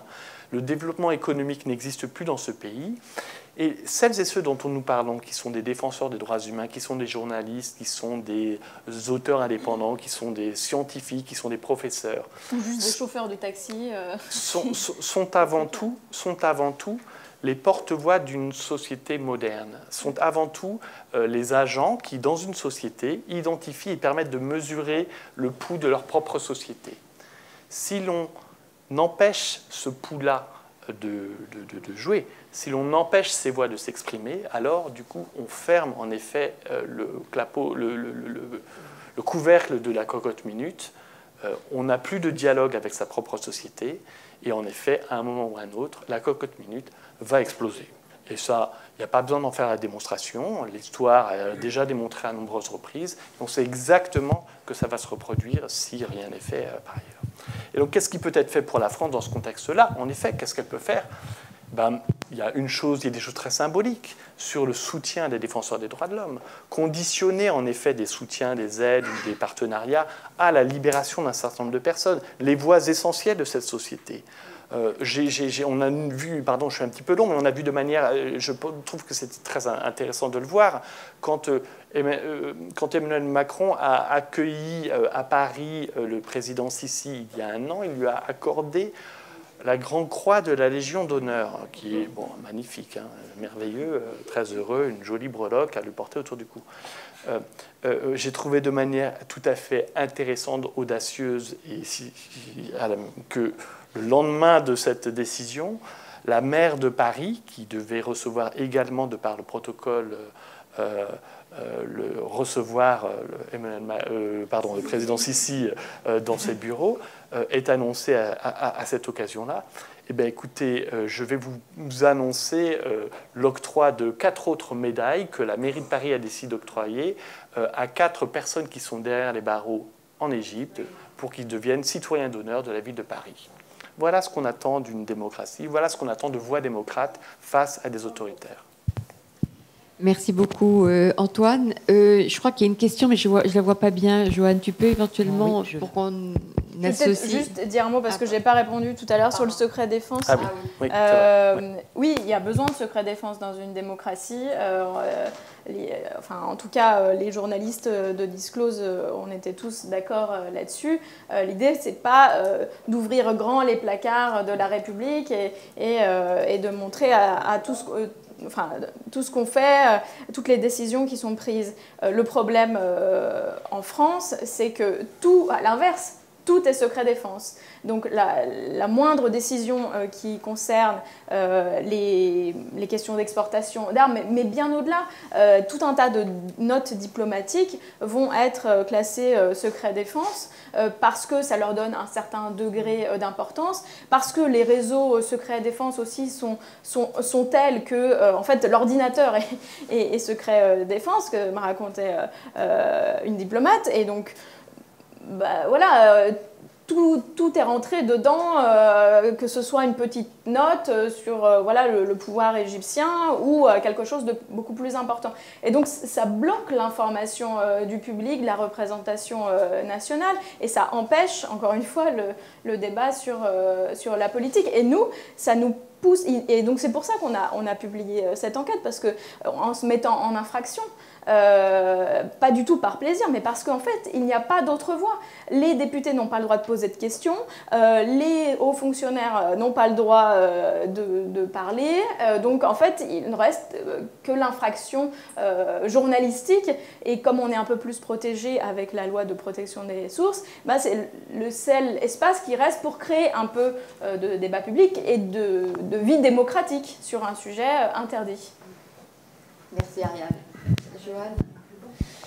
Alors, il y a une question en ligne qui dit « Y a-t-il une cohérence dans la diplomatie française à l'égard du Moyen-Orient ? En effet, vous avez montré qu'elle soutient des régimes de type différents, que ce soit celui militaire de Sisi plutôt que celui des frères musulmans. Elle soutient également le régime sioniste ou bien le régime islamiste avec le régime wahhabite. La logique serait-elle donc seulement économique ?» Manon. Alors, sur la logique économique, je renverrai mon collègue. Sur le reste, je dirais que s'il y a une cohérence, c'est un cocktail entre le fait finalement de soutenir des régimes stables. Enfin, c'est tous ces critères de fréquentabilité en fait. On les pose en disant qu'on veut des régimes représentatifs, qu'on est attentif au mode de gouvernement et qu'on est attentif au caractère étatique. Et parmi ces trois critères entre lesquels on doit arbitrer, on se rend compte que finalement celui qui prédomine, c'est le caractère étatique. Et dès lors qu'on a un régime fort avec lequel on est capable de commercer, suffisamment stable, qui plus est pour que ces contrats durent dans le temps, je dirais que c'est peut-être ça le point commun. Et ajouter à cela le fait que tous les dossiers moyen-orientaux sont aussi conçus pour servir de support à une certaine place de la France sur la scène internationale. Et dans ce schéma, en répondant, en fait, je me dis que peut-être que la Syrie est une petite exception par rapport à ce que je viens de décrire, mais encore une fois, les pressions sont très fortes pour que l'on retombe dans ce schéma et qu'on fasse machine arrière, même si je suis convaincue que ce n'est pas du réalisme politique et que le retour au statu quo ante est inenvisageable.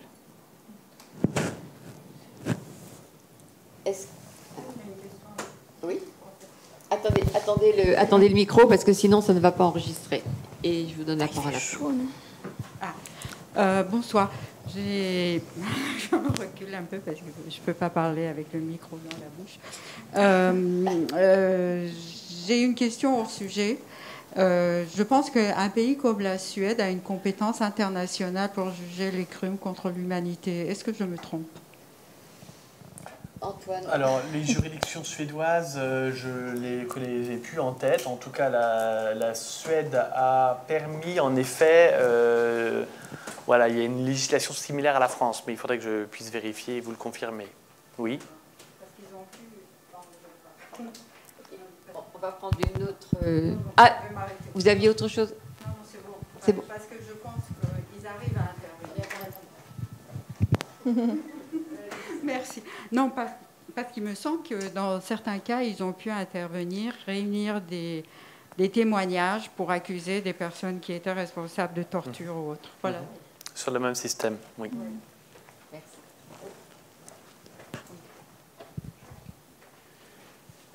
Merci. Je voudrais simplement dire, est-ce qu'on peut arrêter la vente d'armes? Est-ce que la France, par exemple, a arrêté la vente d'armes de France aux pays du Golfe ou bien à l'Arabie saoudite, va probablement soustraire à la France un levier diplomatique, ça c'est certain, ou bien à l'ICC. Deuxième chose, on n'a pas besoin vraiment, pour commettre des crimes de guerre ou bien des crimes contre l'humanité, vous n'avez pas vraiment besoin d'armes. La preuve, Regardez par exemple les prisons en Syrie. Vous avez à peu près 100 000 prisonniers en Syrie. Vous avez des milliers qui étaient torturés, qui étaient exécutés sans procès, ou bien sans recours aux chars ou bien aux avions.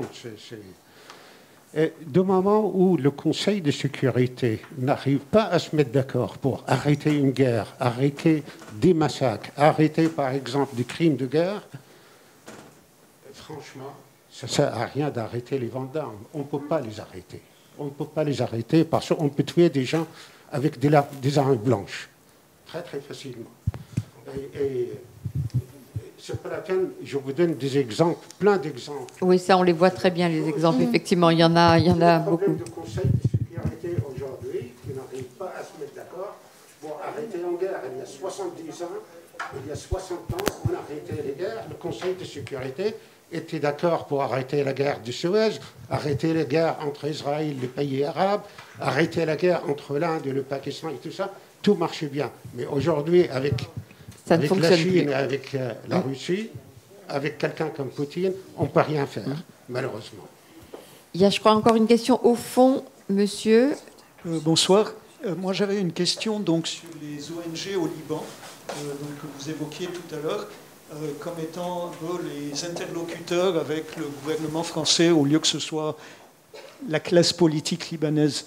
Mais j'ai une petite question, là. Ces ONG, souvent, ne sont pas, disons, totalement indépendantes, si j'ose dire, mais elles dépendent souvent des mêmes partis politiques ou de la même clique politique, hein, si je peux reprendre un peu l'expression, et finalement vont servir à nouveau de relais à cette même clique politique.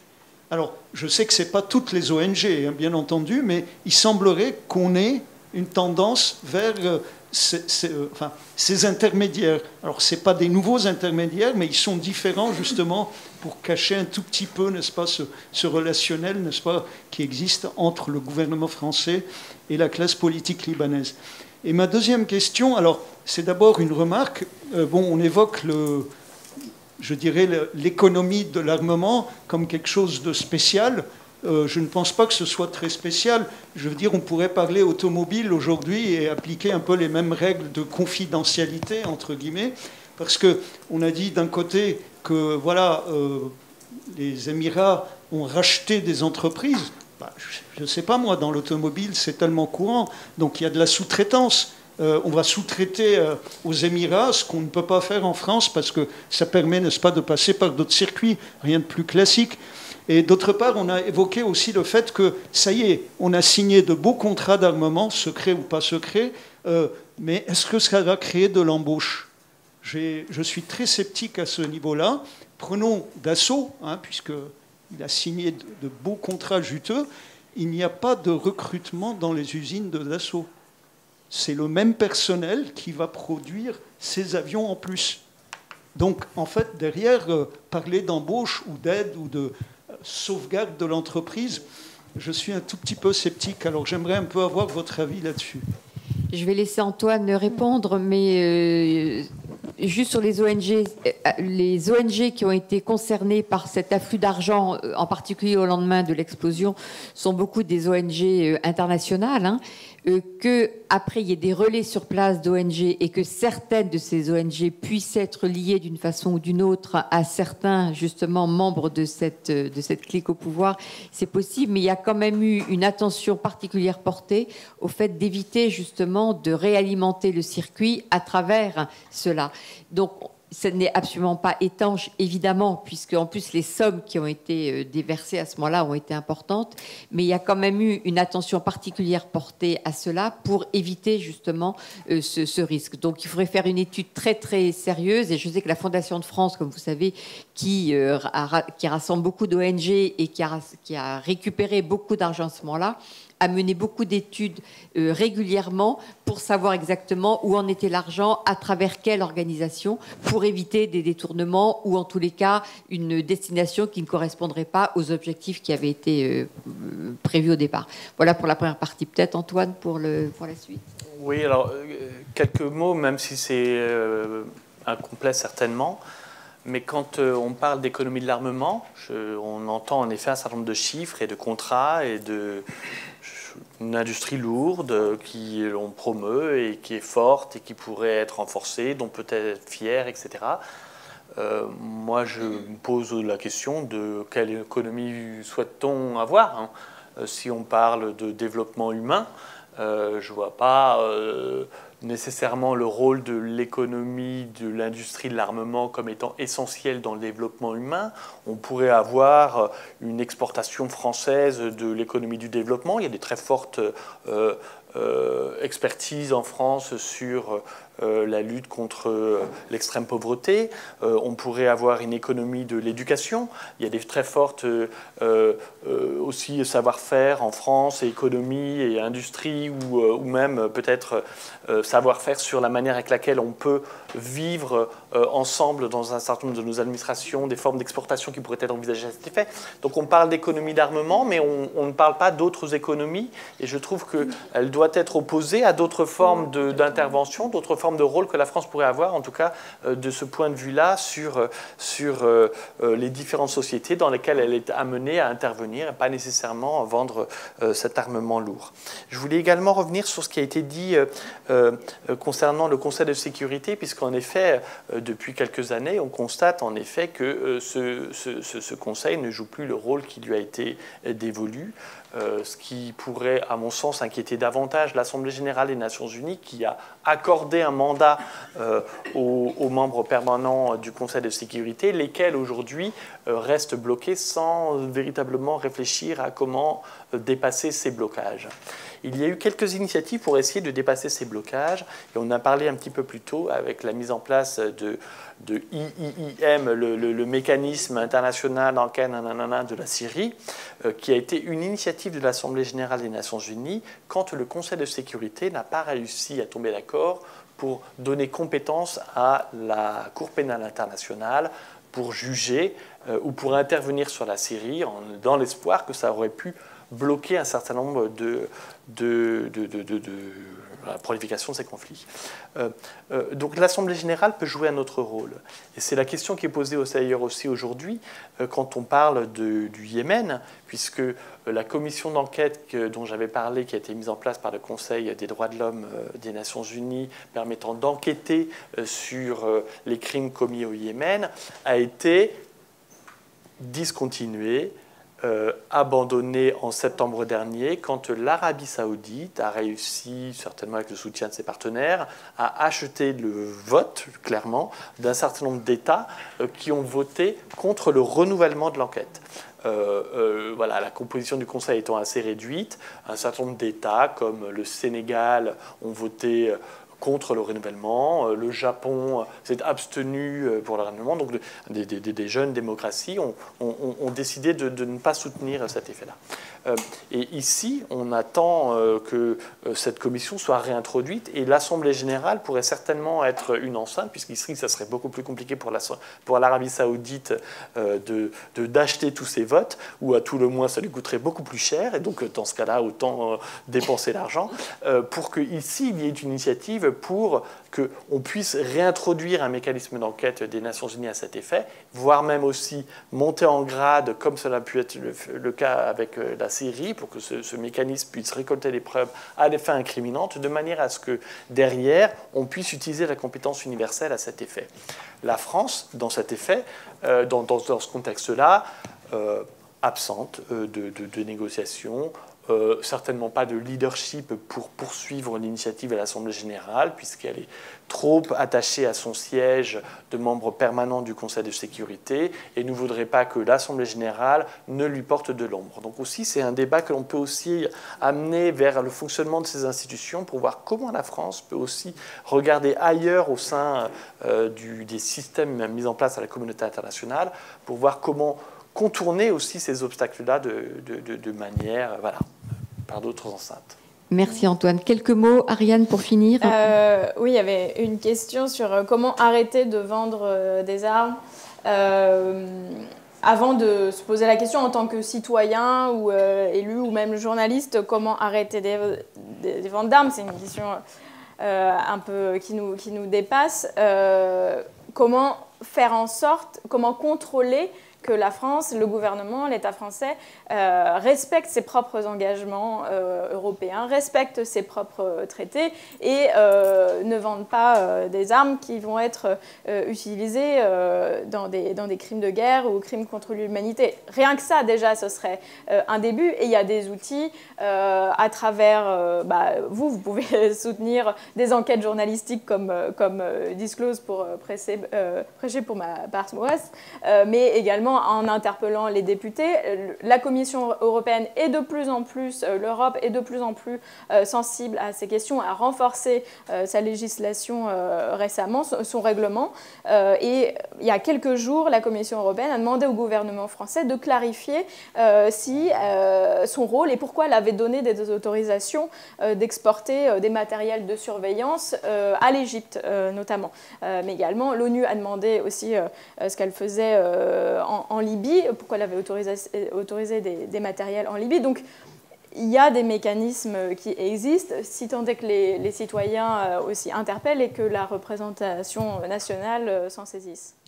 Merci beaucoup et ça fait une formidable conclusion justement à ce cycle de conférences que nous avons ici à l'IREMO dans le cadre des élections présidentielles où on voit bien que les citoyens ont leur rôle à jouer et dans le cadre des élections, c'est le moment de s'exprimer justement sur ces questions qui ne sont pas vraiment sur la place publique mais qui démontrent en tous les cas l'intérêt de ce débat.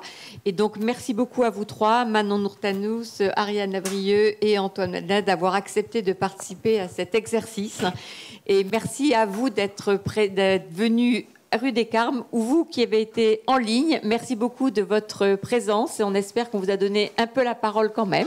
Et à très bientôt, donc, soit en ligne, soit à l'IREMO. Merci et bonne soirée.